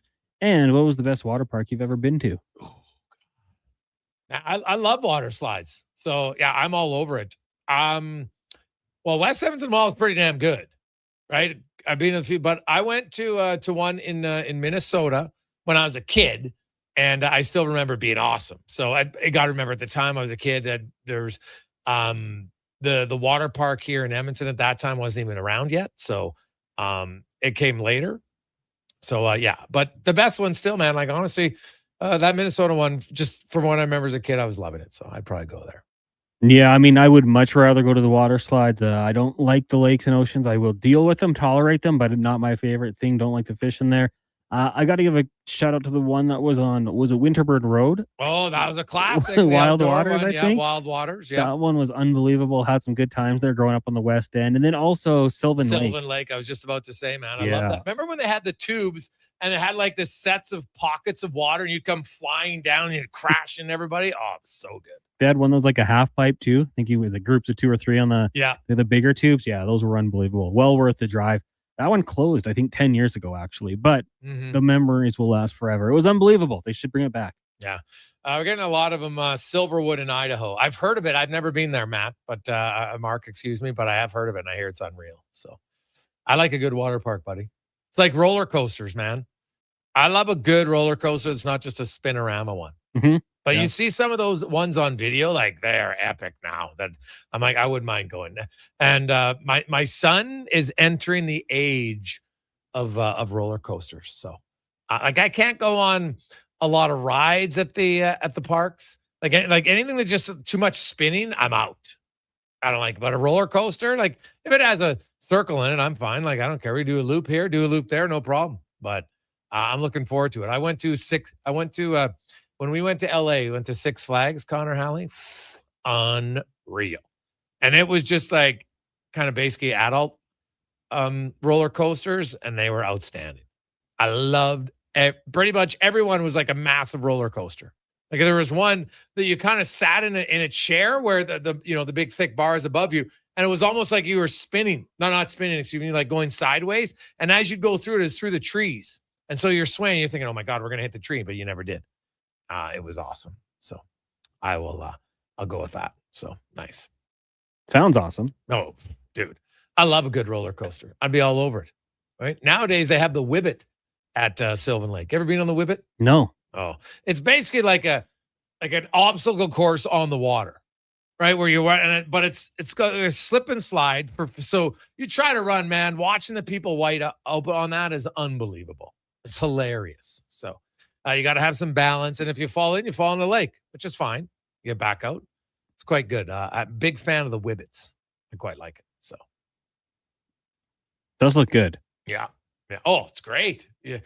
When Benny gets older, you got to go. He's not old enough yet, but when he gets older, you go. Whibbits from ages like, I think 8 to 16 is like prime time. It's prime time. Maybe even a little bit older than 8, maybe 9 or 10, but it's awesome. Depending on the thrill factor of your kid. So for sure, it's pretty good. So there you go.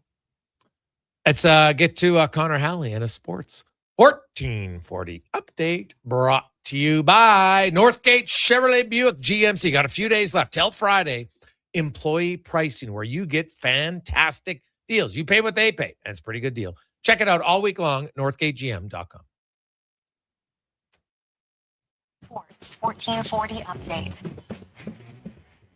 Toronto Blue Jays in action tonight. Currently, rain delay in Washington. We'll join that game in progress immediately following the Jason Gregor show on our AM feed right now. Diamondbacks up on the Pirates 1-0. Orioles and Tigers scoreless. Marlins away 1-0 over the Phillies. Rangers, Rays scoreless in the second. Later tonight, Reds and Guardians game 2 of their doubleheader in game 1. The Guardians victorious 6-5. Got the Yankees, White Sox, Cards, Cubbies, Astros, Angels, Athletics hosting the Red Sox. Rockies head to San Diego, and the Dodgers up against the Seattle Mariners. From the NFL, Philadelphia Eagles signing 2-time Pro Bowl selection Jalen Carter to a 4-year extension worth $152 million, $106 guaranteed, and the Browns signing cornerback Denzel Ward, 2 years, $62 million, $52 guaranteed. That makes him the highest paid defensive back in NFL history for the second time in his career. And Draymond Green agreeing to return to the Golden State Warriors 1 year, $27.7 million. The Riverhawks season winding down there in Kamloops tonight. First pitch set for 7:35. Coming up in hour 4 of the Jason Gregor Show, we'll be joined by Mark Spector of Rogers Sportsnet. We will hear from Anthony LaPanta, voice of the Minnesota Wild, and we'll get to Cam Tate's 2-minute warning. I'm Connor Halley. This has been a Sports 1440 update. Sports 1440 in West Edmonton Mall and Wetaskiwin. CKJR is a Stingray radio station. Download the free radio player app and listen wherever you go. At Papa John's, we know it's not just a pizza. It's a family gathering. A happy birthday, a special celebration, or just a sigh of relief at the end of a busy day. For a limited time, get large one-topping pizzas for only $14.99 each on original, thin, or New York-style crust. Use promo code L1499 at papajohns.ca or on the Papa John's app. Get yours today. Better ingredients, better pizza. Papa John's. At GS Construction, people grow with the company. 50 years of experience doesn't live in a binder on a shelf. It lives in our people at every level, passed down on every site. Many of us started with a shovel in our hands and built whole careers here. The work is honest. The company's been around since 1974. So if it all sounds good to you and you want to grow with us, GS Construction is currently looking for experienced pipe layers and topmen. No shovel required. Visit gsconstruction.ca today. Hi, Mike here from Northgate Chevrolet Buick GMC. Car shopping sucks. That's right. Going back and forth 100 times just to get a price. Give me your credit card for a test drive. What's all these extra fees? That sounds ridiculous. At Northgate, we do things a little differently. Good deals on new, pre-owned vehicles, good people, and a great selection. Stop in and see us today. 13215 97th Street, or visit us online at northgategm.com. You're in Northgate country. Well, get ready for a silly hockey fans. Your partner in power just skated onto the ice. EWEL.ca, the new e-commerce website for electrical wholesalers Edmonton, is ready for the power play 24/7, 365. UL skates to where the puck will be in 5 years. Now that's forward thinking. Killer selection, slamming products from the best brands, and legendary service. Don't sit on the bench. Get your account today at EWEL.ca and win that project. Plug into your partner in power. Get an EWEL.ca account today. It's cone season at McDonald's, which means vanilla cones are $1 each plus tax in the McDonald's app all summer long. Soft, creamy, and crunchy. For just $1 each plus tax exclusively in the McDonald's app. App download and registration required at participating McDonald's in Canada. Feeling overwhelmed by debt? Concerned about what the next few weeks or months will bring for your finances? My name is Parveen Middleton. I'm a licensed insolvency trustee at BDO here in Edmonton. You don't have to navigate this alone. Together, we can review your options and build a personalized plan to reduce your payments and get you out of debt so you can breathe again. Call 1-833-BDO-TALK or visit bdodebt.ca to book your free consultation and discover your debt-free future. So you're dying from the heat, sweat dripping on your sheets. You want to cool it down, but your AC can't compete. So you fall upon your knees and cry out, oh please, I need a cooling breeze. Stanley Legacy's AC Repairman. Legacy's AC Repairman. AC Repairman.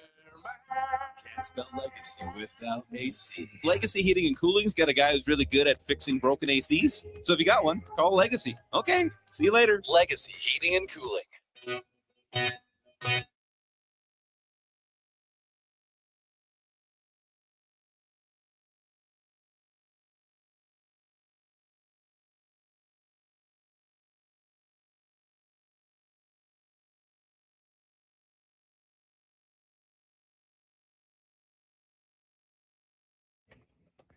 Portions of this hour brought to you by CanTorque. We offer sale, rental, repair, and calibration of hydraulic, pneumatic, and battery-powered torque wrenches, stud tensioners, and flange maintenance equipment. Order today at CanTorque.com. This is Sports 1440, where Edmonton talks sports. On YouTube, Facebook, and X. Here's Jason Gregor. Brought to you by PlayAlberta.ca.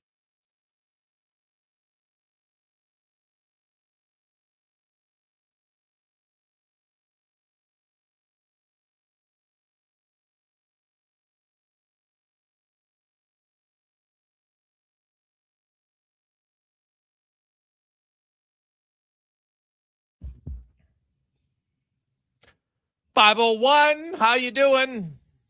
Tuesday afternoon, the Gregor Show presented by PlayAlberta.ca, where you can always get out on the action. NFL, CFL, MLB, NHL, you got it all. NHL, you've gotten a little nervousness. Well, guess what? You can get your outrights. Check out. Hey, do you think the who's gonna win the championship.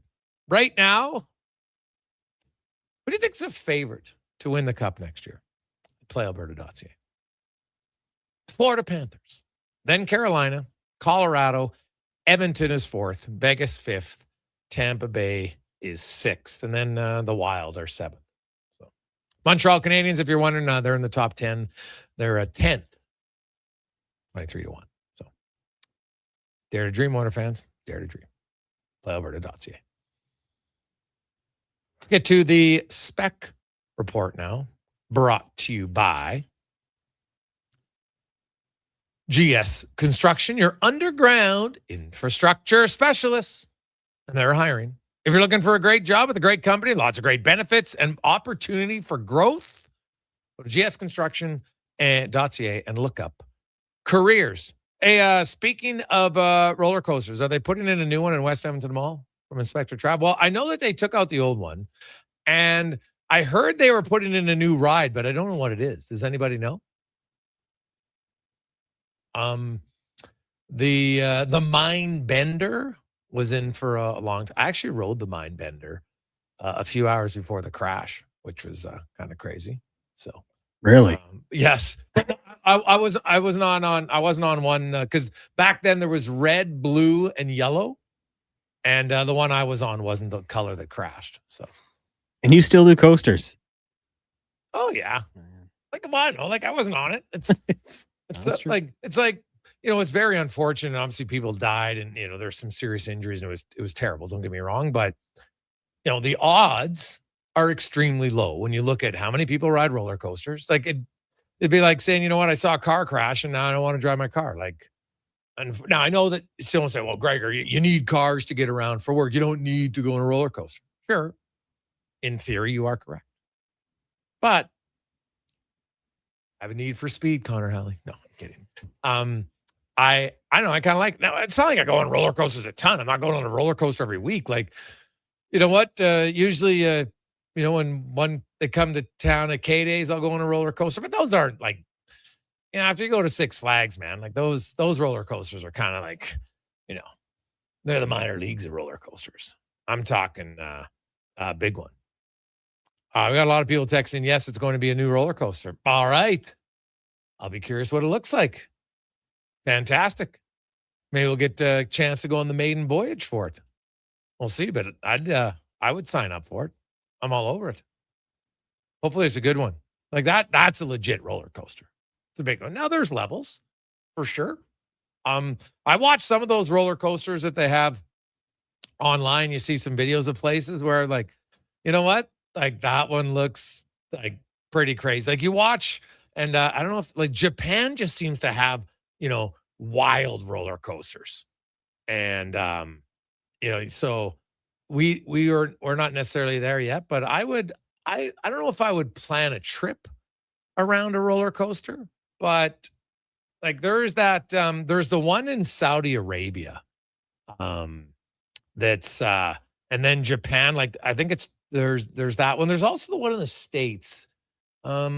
And I could have the name wrong. I thought it was like Top Thrill 2 or something like that.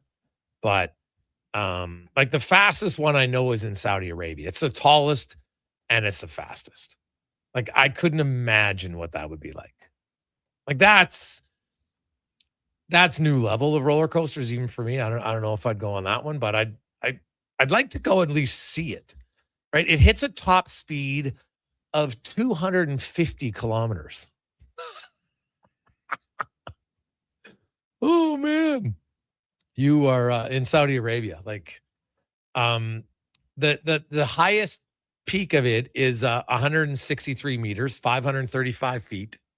I just looked this up now, and reaches a top speed of 249.9 kilometers an hour. God, that is fast, dude. So, there's also the one, it's Top Thrill in the USA, in Ohio. It shoots riders backwards and forward up a 420-foot vertical pylon at 120 miles an hour. Backwards? I don't even see where I'm going.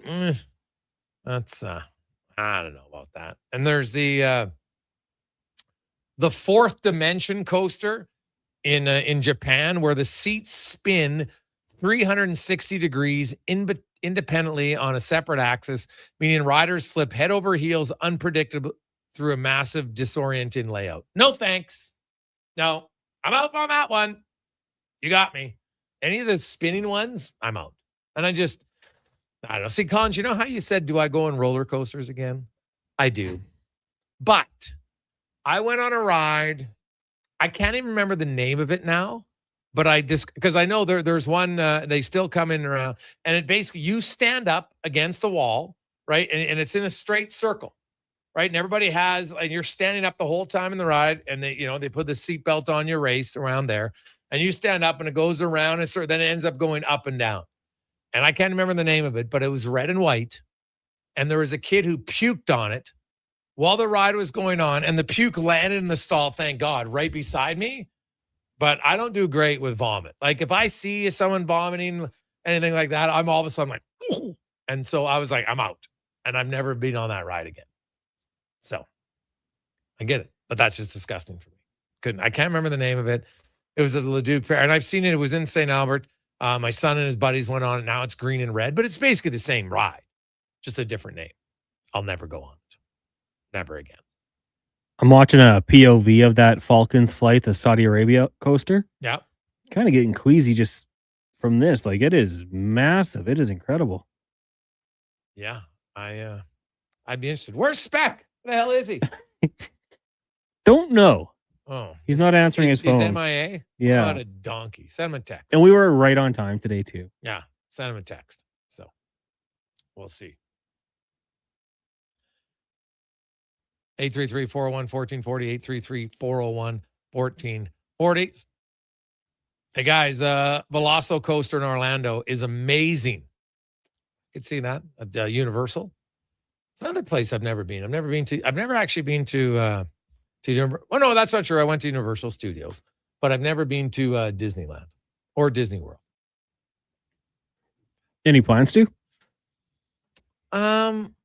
I don't want to say it too loud. My son's never asked to go, so I don't I ain't going by myself. Like, I'm not an adult. Like, I would go on the rides, but I don't know.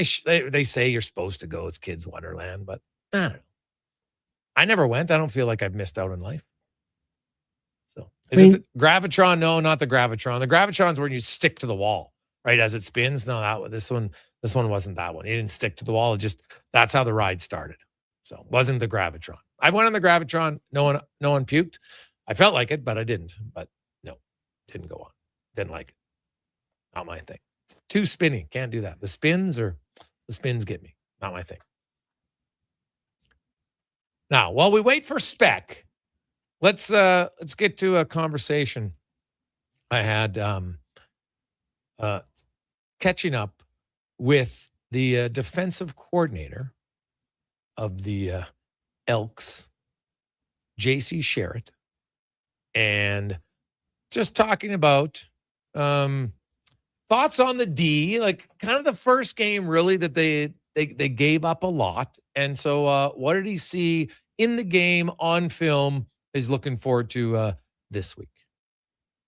I think they battled. When you look at, speed and violence is something we preach a lot here, and they played with it from start to finish. And that was encouraging. I thought we fit the run really well, but there's no question that the explosive plays put our team in jeopardy. Our offense carried us that game, so that's a big focus for us, is obviously keeping the top on, and then you got to win your one-on-ones. And there's certain times where, you got to tip your hat. If they're making a one-handed catch on the sideline with a perfect ball, that's a good play. But if they're running by us in certain coverages, that's not okay. Despite the points that you gave up in the fourth quarter, you had two massive stands. When the game was close, once led to no points, another time just a field goal that allowed you to obviously march the field. So when you look at that as a coach and you look at the big picture and you say, yeah, you know what, when it was time to really clamp down, we were able to do it. Yeah, I think they battled the first drive for sure. The second drive, I think you look at that incomplete pass, it's tough to be truly happy with it because we busted the coverage and the ball just didn't find the receiver. So, the football gods blessed us with that. But at the end of the day, those guys didn't flinch. They kept the right attitude, the right mentality, and found a way at the end of the day. You've been through, back-to-backs many times as a player and now as a coach.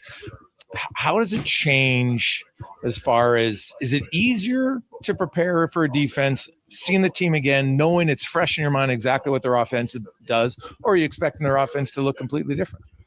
I think they're going to do what they're going to do. They're a very sound football team. We know they're going to have wrinkles in the run game and pass, but I think both teams are just trying to fine-tune mistakes they made in that game and then try to see where other weaknesses were that maybe they didn't find. You've had now 3-4 games to see a rookie in Jabome. And I know that Nick Anderson's close, and maybe the following week he'll play. But as you look through the film and how he grades out, what have you seen as the areas of the biggest improvement from Jabome from his first start in BC till now? His footwork in the box and his run recognition has – every game he plays, he gets better. And the biggest compliment I can give a player is we trust him. We trust him out there to make plays. And that's the thing that he's not just out there, he's making plays. So to watch him grow every game is very encouraging.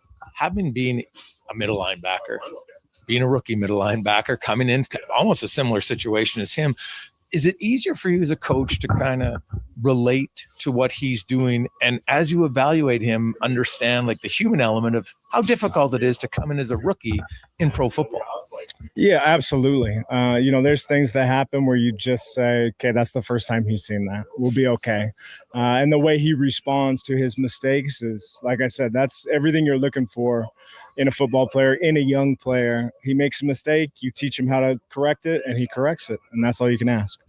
I've been asking lots of guys, so what is JC Sherritt doing when Blanchard's lining up for the field goal? I was watching the TV. I was watching the big screen. I was just watching it. And, I've done the look away. I've done the look at the kicker. I went look at the screen, so I'll be looking at the screen from now on. And can you kind of describe your emotions when that kick goes through? Electricity. I mean, that's it, electricity. And for your group overall, there seems to be a lot of fun. Obviously, winning's fun. Don't get me wrong, but the team is close, and I do get the sense that just from Coach Killen, like I see his excitement and enthusiasm. Like not a lot of coaches show that. Everybody's different, and I'm not saying it's right or wrong. It's just that's who he is. It seems to resonate with your group. Like it's a very serious group when it matters, but you also can have fun and enjoy the moment. I mean, that's killer in a nutshell. We enjoy coming to work because of who our boss is, and that reverberates through everybody. And like you said, when it's time to work, it's time to work, but it's a team who enjoys and cares about each other. And the Elks, they're off to a really good start. 6-1, first place in the West, and an opportunity to sweep the Riders. And Brian Desjardins at Elks Nation has his game notes every week, and I'm telling you, they're awesome. So and check those out, and we'll get that up. I think they come out either later tonight or tomorrow, which is awesome. Well, we'll take a quick break. We'll come back. We got more Elks. We'll see if Speck has woken from his nap, and more on the Gregor Show, presented by PlayAlberta.ca. Diamond Rides is one of Alberta's premier specialty charter companies. With our luxury motor coaches, we provide our customers with the safest and most reliable ground transportation services. Our seatbelt equipped, top-of-the-line motor coaches have become the preferred carrier for many local sports teams, tours, corporate outings, and other various travel needs across Western Canada. For more information and to request a quote, contact sales at 877-748-0991 or visit silentrides.ca. Say hello to Alberta's home for reeling and dealing. With Play Alberta, you can spin into the excitement of popular slots like Cash Eruption and Desert Fantasy. Experience Alberta-exclusive games and get in on the action of live dealer tables with all new elevated stakes. However you prefer to play, the fun is ready when you are. Visit playalberta.ca/Gregor to learn more. That's playalberta.ca/Gregor. Must be 18 plus to play. If you gamble, use your game sense. It's dollar drink summer at McDonald's. Sip on a refreshing small fountain drink or a small iced coffee for just $1 each plus tax, all summer long. Only at McDonald's. Excludes flavored and cloud iced coffees. At participating Canadian restaurants. Taxes extra. Prices exclude delivery. Hey, hon, I'm getting expressions and images to frame my hockey card collection in the man cave. Perfect. I'll come with you and bring our wedding photos. For sports memorabilia and family treasures, think Expressions and Images, your local custom framer since 91. You name it, we frame it. The Brick's 55th birthday bash continues with big savings store-wide. Save on furniture, mattresses, appliances, and electronics. Plus, take 55 months to pay with 0% interest on furniture and mattresses, or 36 months on appliances and electronics on approved credit. Find up to 30% off bedroom packages, up to 40% off select mattresses, and don't forget, you could be one of 275 winners with over $155,000 in prizes to be won. Hurry in, the birthday bash ends July 29th at the Brick, saving you more. Are you a skilled laborer? All Star Construction wants to talk to you. A heavy equipment operator with Traco or backhoe experience? All Star Construction wants to talk to you, too. With work in and around Edmonton for local land developers, All Star Construction offers year-round employment. Whether it's power, gas, or telecom, developers rely on All Star Construction to get the job done. So if you're a skilled laborer or a heavy equipment operator with Traco or backhoe experience searching for work, search All Star Construction on Indeed. Need an excuse to upgrade your ride? Well, we got a few to share. Go Auto has over 18,000 new and used vehicles ready to test drive right now. With more than 70 locations, your perfect match could be closer than you think. A family-friendly SUV for soccer practice, a fuel-sipping commuter, or a hardworking truck that's ready for anything. Trusted brands and a team that's actually happy to help. Explore thousands of vehicles today at goauto.ca. You've got better things to do than wait for an oil change. Jiffy Lube gets you in and out fast. No appointment necessary. All you have to do is roll into a location near you, and we'll take care of the rest.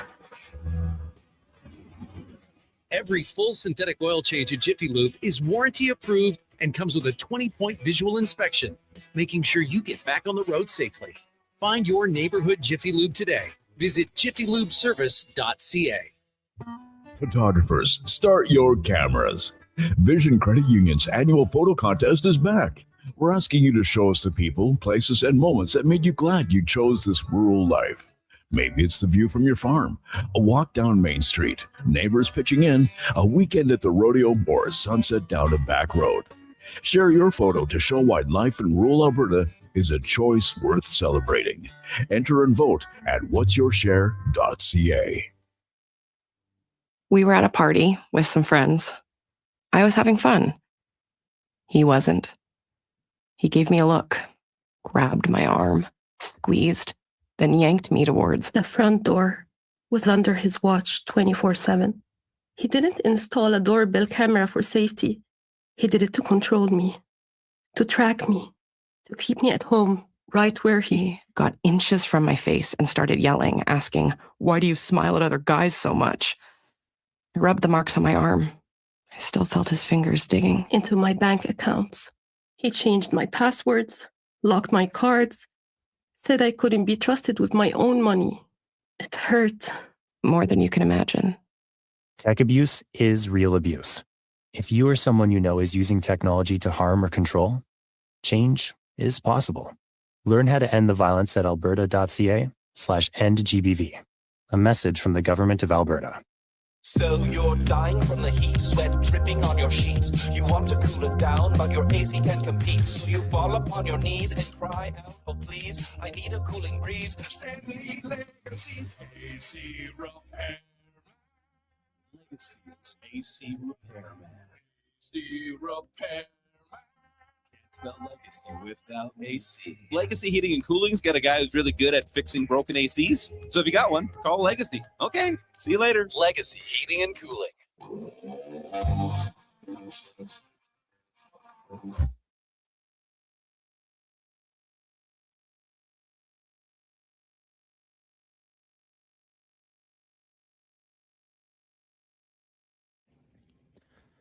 Portions of this hour brought to you by Crystal Glass, your clear choice for residential windows, locally manufactured and installed. Crystal Glass provides a beautiful product and incredible customer services for all of your residential needs. Call 310 Glass or visit crystalglass.ca for a quote. The Jason Gregor Show on Edmonton's go-to station for all things sports is Sports 1440, presented by PlayAlberta.ca. Alberta's only all-in-one play experience. Casinos, sports, and lottery. One account, one wallet, one app. Here's Jason Gregor.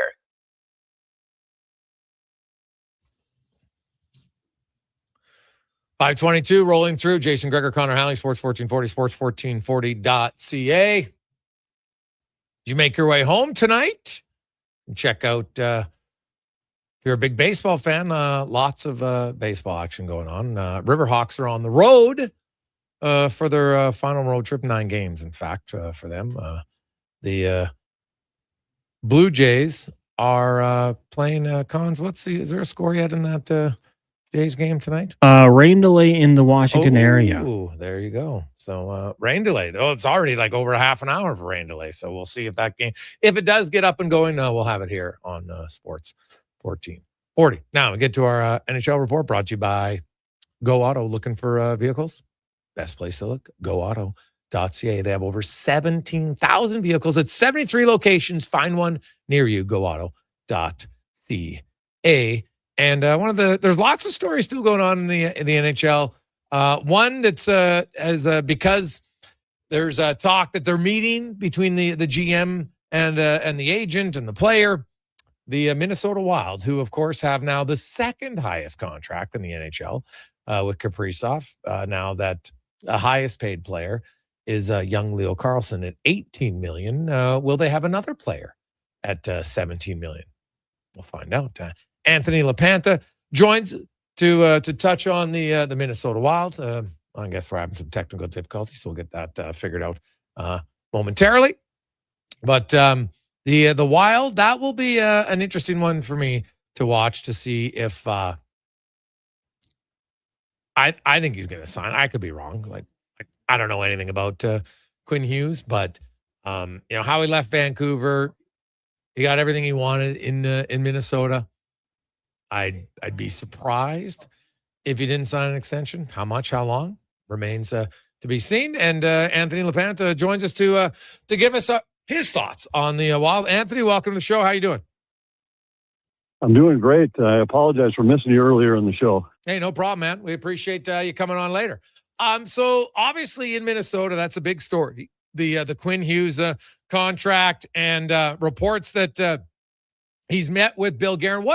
What's your insight? What's your gut feel on negotiations with Quinn Hughes and the Wild, and how confident are you think that he would sign there? I don't really have any insight into the negotiations, but my gut tells me that he will sign with the Wild. And we've heard anything that the Wild are, they'd love to lock him up for as long as he's willing to stay. And, we know that rule is changing. So the Wild would love to get him locked in for as long term as they can.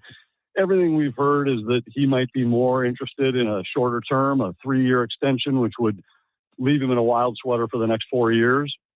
And it makes some sense. It lines him up with when his brother becomes a free agent. I think it'll be at least that. I think it'll be a lucrative contract, to say the least. Mm-hmm. And it'll put the Wild in probably unforeseen salary territory. Well, you might have 2 players making somewhere in the neighborhood of $35-36 million. Yeah, I think would he need to be paid more than Kaprizov? Is that the number in your eyes, do you think? I don't think it really has anything to do with that. I actually thought this would probably be done already. And the only thing I can think about is that he might have been waiting a little bit just to see what other moves the Wild would make before he was willing to commit to a chunk of his future to a team that I think he thought when he got here last year that they had a legitimate chance to win. And they did win a playoff series. I think they did feel that they had taken a step and that they were close. And he might have just been waiting to see, before I lock in for anything more than the next 3 years, I want to see who else comes in. And if you're the Wild, it might not be the worst thing in the world to be able to maintain as much flexibility as possible when you're trying to still go out and get one more piece in a trade. But I think you've now gotten to the point where they need some cost certainty. They need to know, what do I have to work with? How much money am I going to have underneath the cap in these coming seasons? And, you know, all of the trade rumors are still out there. So I think it's more just Quinn wants to see what the rest of the roster looks like. Then I don't think it makes any difference to him if he makes more or less or anything else compared to Kirill Kaprizov. Okay. When you look at the Wild's offseason thus far, like, they're a good team. You know what? I think most people would look at the Wild and say they're probably close to a top 10, top 8 team. You know, when the season starts, a legit contender. You got Kaprizov, you got Boldy, you got two legit offensive guys. Obviously, Quinn Hughes, Brock Faber, pretty good. Now, what about the goaltending? Gustafsson, how long is he out for? Well, everything we've heard is that they're expecting he'll be ready sometime in November. Okay. So it'll be Wallsted's net up until that time. And he obviously showed last year that he's capable of grabbing the net as a number one guy. He took the job away from Gus down the stretch last year and became the guy in the playoffs. And it's not to say that the job is his when Gus returns. I think it'll be a good 1-2 punch for Minnesota, but it'll be Wallsted's net for October and probably half of November. They did sign Calvin Pickard as a backup, a proven backup that can jump in there. The schedule isn't grueling early with back-to-backs or anything. There are a lot of road games early, but I think they might be able to get away with Wallstedt in the 70%, 75% of the games kind of category until Gus comes back. And then I think they're really hoping that when Gus comes back, that he looks like the Gustafsson of the year before, when he wouldn't allow the net to be taken from him, as opposed to last year where he struggled down the stretch and lost the job to Wallstedt. Did you see anything in his game that led to his struggles last year? I think he just, he was good for most of the year. There were long stretches where he was the better of the two goalies and was a big reason why the Wild were where they were in the standings. But down the stretch, I think Wallstedt put some pressure on him when he started to play well. I think it's fair to say that we now know that Gus wasn't 100% as he's had to have the surgery that'll hold him out until mid-November. But I think it just got to him a little bit mentally where he started to hear the questions every day. All of a sudden it was, is it really going to be Gus game one in the playoffs? Should it be Gus game one in the playoffs? And I think that got to him down the stretch because most of the season he was solid. It was just the last maybe 4 or 5 weeks of the year where we started to see him slip. And it became a relatively obvious choice for John Hines going into the playoffs. Wallstedt was the guy. He had played better toward the end of the season, played significantly better over the last 3 weeks or so of the season, and he had to go with the hot hand. Yeah, that makes sense. Anthony DePantha joins us talking Minnesota Wild. Bill Guerin has come in and he's been ultra aggressive since taking over as a GM. I don't expect that to change. Jared Spurgeon's also entering the last year of his deal, Anthony. He's the captain of the team. What do you think happens with Spurgeon when this contract's over? Boy, that's a tough question. I think Spurgeon, I don't think Spurgeon wants to go anywhere else. I think he views himself as a member of the Minnesota Wild, and he would love to stay. I think it really depends on the development of some of the young guys. There's a question about Jonas Brodin too, who's, these guys have been the anchor of the Wild defensive core for so long. And, now if you lock up Quinn Hughes for the next 3-4 years and Brock Faber is already locked up, you'd have to get to a point. I mean, there's no way that they can pay Spurgeon as much as they were paying him on the last deal. So it would just kind of have to become what's reasonable in terms of a pay cut for a guy who's been a tremendous member of the organization, a tremendous captain. He's been a big part of the turnover in culture that the Wild have seen here over the last few years. I think there's no question that Bill Guerin would love to have him back, but it's, you're also starting to talk about an undersized defenseman that's getting close to 40 years old. You have to wonder just how many years does he have left? How much more can he withstand the grind of a full season in a really tough role? Are there any young players in the organization that you think will be a regular in the lineup this season? Well, yeah, I mean, I think it depends on how you define youngsters, because I think Danila Yurov will be, but he was there last year. He was pretty much there last year. So the only guy that I'd say that I think the two guys that I would say are going to warrant a really long look in training camp are Charlie Stramel, who was the Wild's #1 pick a few years ago, struggled early in his collegiate career, but really came on at the end and had a terrific finish to his college career. And I think now has put himself back on the radar of the Wild. And then another is Hunter Haight, who we saw briefly last year, showed some flashes of a guy with some offensive skill. And I think both of those guys will get good long looks in training camp. If I had to guess, there's a chance they both start the season in Iowa, or at least one of them does.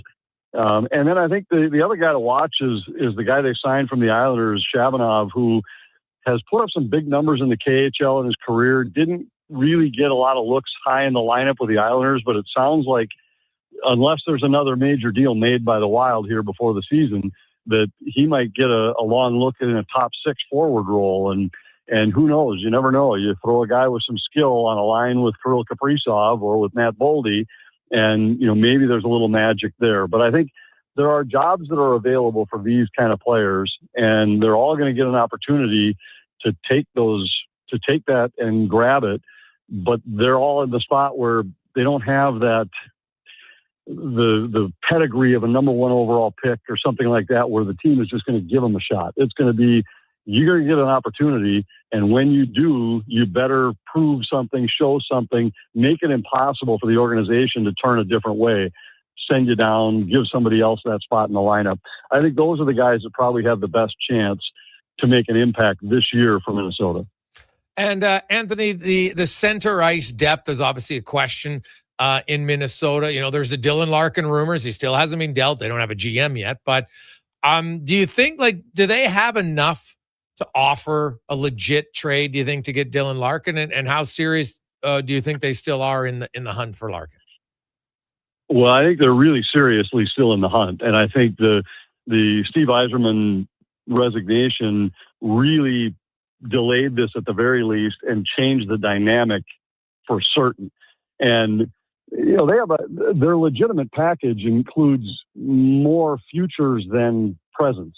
And the rumors are that the package included a couple of #1 picks, Danila Yurov, maybe Stramel in that deal, maybe Yakov Trenyan, but that the Red Wings were dragging their feet because they didn't want to take a step back and trade now for the future necessarily. And I think now with Yzerman stepping down, you could see this going a couple different ways. One, maybe the fan base and the organization itself, when somebody new comes in, will say, you got a little more leeway to do not necessarily a rebuild, but at least a reset from Stevie Yzerman's plan. Whereas if he's still the guy, I think that would have been really hard for him to accept a trade for his captain that was futures laden like what the Wild were offering. Now, the other part of this is that when this all started and Larkin requested the trade, I didn't see how you could possibly back down from that and then mend the fences with the fan base and the organization to say, okay, now we couldn't get the right deal, so he's happy to be here and wants to stay and all of that. But perhaps now with a new GM, you can spin that to be, well, the problem was he didn't see eye to eye with the plan. Now that we've changed something in the front office, now he's all in and wants to be a Red Wing again. And I think there's at least a chance now that could happen, where before the resignation, I would have said it was 90-10 that he was going to wind up getting traded somewhere. And it was just a matter of, was Bill Guerin going to blink and add to this package? Was Steve Yzerman going to blink and say, okay, this is the best I've got, and my guy only wants to go to 2 teams? Yeah. You just didn't know which way it was going to go. Now with this, I think it's opened up some other possibilities in the situation. Anthony, great stuff, man. We really appreciate you sticking with us here today. Thanks for that, and have yourself a good offseason. Yep, you too. Look forward to seeing you around the rink. You betcha. There's Anthony LaPanta from the Minnesota Wild. The Wild still in on the Larkin deal. Could they get it? They need a center, man. Like that. Hey, I like Joel Eriksson-Ek, but he's not a #1 center. They need a top-line center. Now, hard to find. But if they get one, That would help. We'll take a quick break. We'll come back. Speck has woken up from his nap. He will join us to wrap up the show. It's a Gregor Show presented by PlayAlberta.ca. Legacy Heating and Cooling is the #1 air conditioning install company for lovers, because it's been a while since you kissed her tender lips or felt his warm embrace, because it's too hot for love. But you can rekindle that fire with AC from Legacy, with no payments and no interest for 1 year. Your legacy of love will grow stronger, because with AC from Legacy, it's never too hot for love. Kickoff is coming August 1st. Elks, Rough Riders at Play Alberta Field at Commonwealth Stadium. The prehistoric party is back, presented by Purelator Tackle Hunger. Experience family-friendly fun all game long with a dinosaur-themed contest. Get your tickets at goelks.com/tickets. Don't let rookies scratch your custom wheels. Evolve Wheels and Tires uses premium touchless equipment designed to protect your wheel and tire investment. Trust the enthusiasts at Evolve Wheels and Tires, Edmonton's premium wheel specialists. Evolve your ride. Evolve your experience.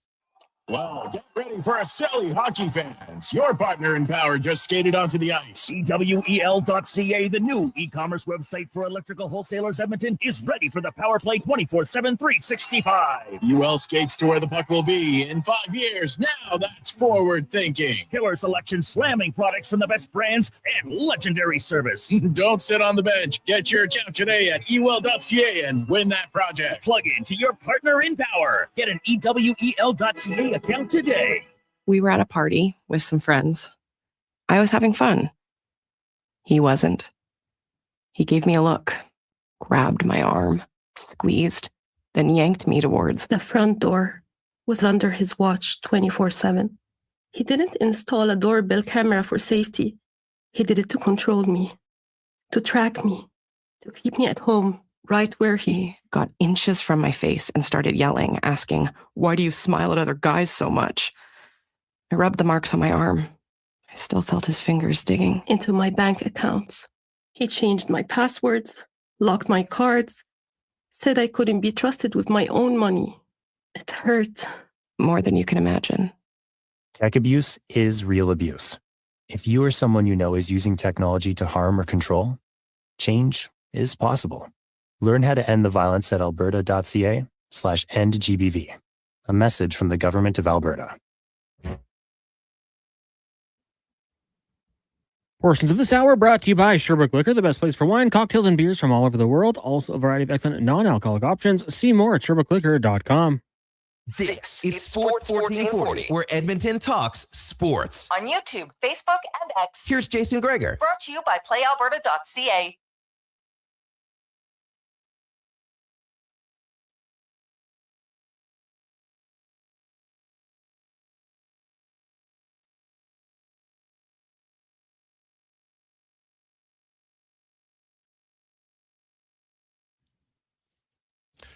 .540, welcome back.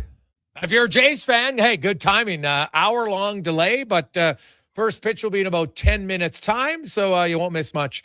Our show ends, and we'll pick up the Jays game probably in the first inning. So there you have it. Now let's get to the delayed Spec Report, brought to you by GS Construction as Mark Spector. Spec, you all right? Were you out golfing? What happened? Yeah, GS Construction. I was actually constructing, so it's a pretty good theme. My place. So here's the story.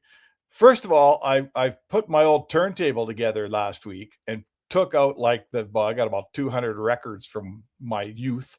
So I got all that set up in the cabin, so it's awesome. So today I'm putting a sink in here, putting a new faucet in for Shelka. So I got the music cranked. I got an old record on, man. It's loud. There's nobody here but me.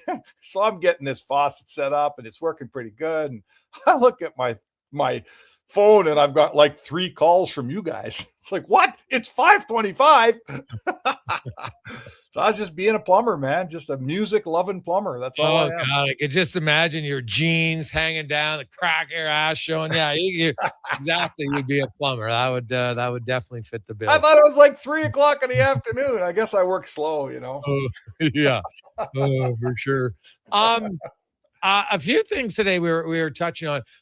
Where do you, because Low Tide and them were like, oh, geez, I'm not sure Howard's going to get to play on. I actually think the opposite. I think Isaac Howard. I was looking at Babcock. Obviously in Toronto it's different. They were a young team and they played a lot of young guys. But I went back to the year they won the cup, and he actually played a lot of his young guys. Right now, guys who are in like their second year, Yuri Hoodler, Filppula. Heck, Helm came in the playoffs and played 20 games after only 7 NHL games. If Howard plays well, I think he'll play 13 minutes. Yeah, that's fair. That's fair. I mean, I think you got to give him a shot. So I guess what I'd say to you is I think you're right. Babcock will give him a shot. What I want to see is how does that define a shot? How long does he get? How long's his rope? 3 unproductive games and a goal goes in his own net and that's it? Does he get, who's he playing with? Does he get a longer leash? Is a coach going to be patient with him? All of those things. I don't know who 2026 Babcock is compared to the Babcock you're talking about back when Darren Helm was a rookie. That's a long time ago, man. So I think you got to give him a chance. But I guess the what's up in the air for me is what exactly is a chance going to mean? Well, I think like a regular slot. I think honestly, like I could see him playing, 13 minutes a night. I think now he has to come in camp in great shape and, all that stuff. I get it. Like there's obviously, you're not just going to say, oh, hey, we traded for you, so you get every opportunity. But when I look at it, I see Podkolzin, Hyman, Savoy, and Howard as your top 6 wingers, Nugent Hopkins and Kapanen on your third line with Dickinson. Now that can move around different games because, I'm sure he's going to play Draisaitl with McDavid at some point just to appease them. But I could kind of see that situation unfolding. Like I don't necessarily see a lot of other guys that are like, now Trent Frederick, maybe he's a wild card as a third line player. We'll see. But I think there's opportunity here. Now Howard has to do it, right? It's not just, I never believe in gifting guys just ice time, but I think I talked to Keith Gretzky about Howard, man. He really liked his first year. Like he's been in the American League for a long time. He knows how hard that league is. And to be 24 goals in 47 games, man, it's pretty damn impressive. Oh, for sure. He's like, to me, he's on the Matt Savoy track.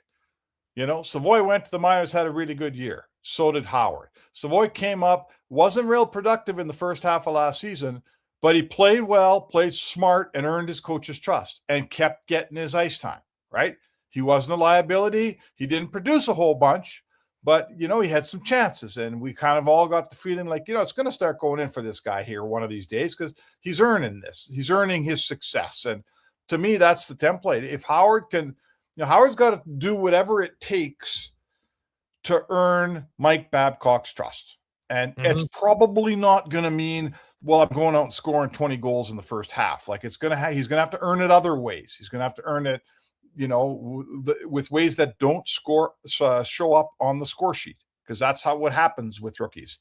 And then when you get your reps and when you get his trust and when you get, 40 games under your belt on the same team, you're not going up and down to Baco, you're established, you're getting comfortable, just like Savoy last year. In the last 40 games, maybe you take a step, right? Maybe the puck does start going in. Maybe you do start producing more points. So to me, that's, I think Howard, if Howard can do what Savoy did, bonus round, man, you got 2 good young players.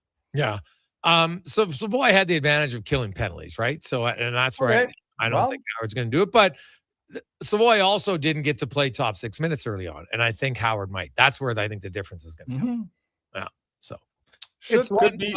Listen, I think what I want to say too is I'm not an Instagram guy and I'm not digging into what the McDavids and the Draisaitl's and all that do in the summer, but you can't avoid these pictures you see out there right now. And I would like to say that I think it's a sign of a really good team, like a good leadership, that all those guys are off for. I assume they're in Ontario because they have houses there. They're at the Hyman's golf tournament. Yeah, and they were just at Hyman's golf tournament. But the point I'm trying to make is this: they're getting together for their dinners, and Lauren, Kyle, McDavid's taking pictures and all that, and that's awesome.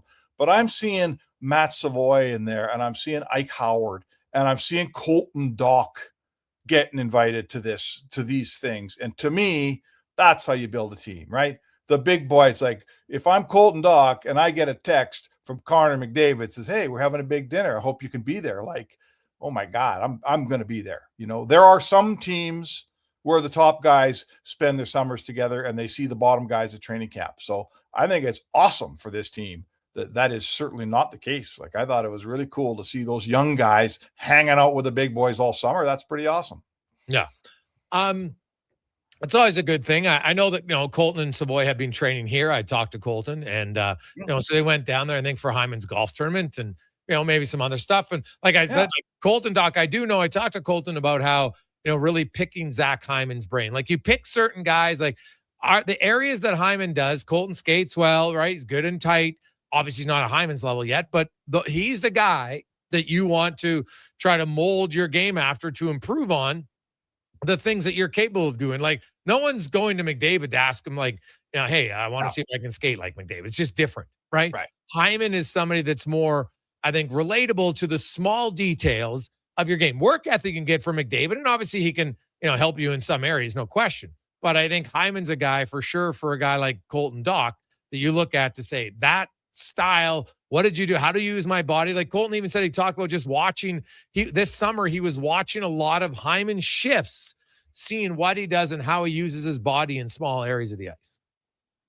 Yeah, and, there was a time when you looked at Zach Hyman and said, might be a third-line player in this league. Like, Zach Hyman didn't show up from Michigan. No. And everybody said first-line player, right? No. Zach Hyman rolled in. He was older. He's trying to find his way in Toronto. He wasn't a superstar. And, I don't know who he followed, but he found his way and he moved up and he, next thing you know, he's in Edmonton on McDavid's wing scoring 50 goals. Like, I guess what I'm saying here is I'm not going to tell you Colton Doc can't be a top 6 player. Like, I don't see one tomorrow in him for sure, but that's okay. I didn't see one. No one saw one in Hyman either. So why can't Colton Doc figure out, right? He does skate well. He does have size. That's 2 things you can't teach. And from there on in, it's hard work and it's brains. He seems like a smart guy. I think that's what Hyman has over most guys, right? Hyman's really smart and he computes the game and he knows where to go and when to do it and how to do all those things. If Doc can be that smart and that savvy, why can't he be a top 6 player, Jay? Yeah, it's very possible, Spec. One day. We appreciate you taking a break from plumbing to join us on the show today. So we'll let you get back to fixing all your plumbing details, and we will chat with you tomorrow at 5:00. All right. Sorry, brother. Sorry for being late. It's all good, man. It's all good. It's all good. There you go. That's the Spec Report brought to you by GS Construction. And before we go, we got the 2-minute warning with Cam Tate, brought to you by Legacy Heating and Cooling, where the rates never change. No overtime charges. That's how you build a legacy at legacyheating.ca. Here's the man, the myth, the legend, Cam Tate, and the 2-minute warning. A question has intrigued me for a long while now. How much of a leader do you actually have to be to coach in the National Football League? Think about that for a moment. Leadership, coaching. We toss the words around as if they're the same thing, interchangeable, one implying the other. They are not. A coach can draw up the perfect blitz package. He can out-scheme a genius on the opposite sideline. But can he lead men?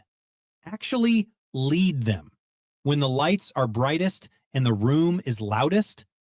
That's the real test. And it has nothing to do with a whiteboard. On Tuesday, in front of a small group of reporters in Santa Clara, San Francisco 49ers head coach Kyle Shanahan says he's to blame for the July 14th car crash that left him with a concussion, broken ribs, a broken nose, and a broken hand. Quote, "I was not on my phone, but I dropped my phone and it was stuck in my seats. It's on my lap and it slid off. And I went down to look for it and took my eyes off the road for 2 seconds." Unquote. Shanahan was driving 20 miles an hour in Palo Alto when he struck a car driven by a 21-year-old woman. She sustained minor injuries and was not hospitalized. Shanahan was hospitalized and has missed the start of training camp. He was not contesting an early report that placed fault elsewhere. He says the crash was his. Shanahan didn't make those comments in a locker room. He made them in front of a handful of reporters on a Tuesday, weeks before a single snap. but I wonder if his players heard him too. And I wonder if it crosses their minds, not today, but months from now, trudging off the field after a missed assignment, asking themselves whether the man in charge would own it the way he did that day. So I'll leave it there. Kyle Shanahan's comments, Tuesday. Leadership? You tell me. There you go, buddy. 2-minute warning. This is Cam Tate. Sports 1440. That concept, he was only going 20 miles an hour. He says he's not on his phone. His phone's in his lap. You're kind of on your phone if your phone's in your lap, are you not? I mean, yeah, you drop it. I think most people, if you're a responsible driver, you'd say, I'll pull over or I'll just grab it later. Yeah, like if it slid down, okay, I get, but like if your phone's on your lap, you're either planning on being on your phone or you're just on your phone, right? Common sense would say yes. Yeah, okay. So, you know what? Hey, he owned it because there was people trying to claim that the young girl was at fault. So I do like him coming out here. It's not the end of the world because trust me, you drive on the road to now, right now. Look how many people are driving with their damn phone in front of them. It's an epidemic problem. It happens all the time. I've seen people on the QE2 going 120 on their phone. And then, like adults, not teenagers, adults. I don't get it. So everybody who wants to be like, oh, Shanahan, oh, terrible, all this or that, like, give me a break, right? Like, sadly, he's just a human dude. And there's way too many right now. Like, I honestly believe we've got to make a much tougher law for distraction because there's way too many people on their phones. Way too many. Look right now. And if it's you, please get off your phone because he was only going 20 miles an hour and he had all those problems. People that are going 60 and 80, like, you're not going to get your life back. And there's nothing on your phone that's worth it. Okay? Nothing on your Instagram, nothing on your X, nothing anywhere. Like, sit back, turn some music on, turn on the radio, listen to the show, do whatever. But don't be texting and driving, please. Get home safe. Jays are coming up next. First pitch just happened. A rain delay in Washington, so you'll get the full game. Jays and the Nationals. After Connor Halley and a Sports 1440 update brought to you by Sean Cunningham of RE/MAX Real Estate. Get the home team advantage for your next move in the Edmonton area. If you're thinking about buying or selling a home, call or text Sean directly. 780-265-0165. Sean Cunningham, RE/MAX Real Estate. Good night.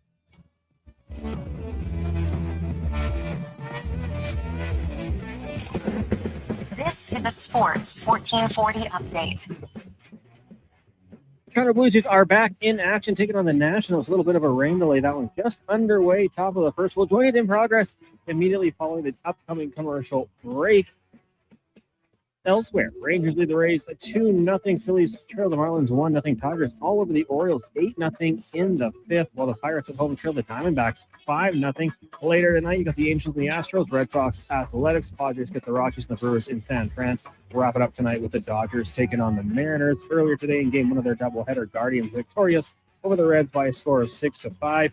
In the NFL, Eagles signing Pro Bowl tackle Jalen Carter to a 4-year, $152 million deal, including 106 guaranteed, while the Browns are retaining five-time Pro Bowl cornerback Denzel Ward, 2 years, $62 million. And in the association, Draymond Green sticking around with the Golden State Warriors, 1 year, $27.7 million. The Riverhawks season winding down. They'll take on Kamloops tonight. First pitch set for 7:35.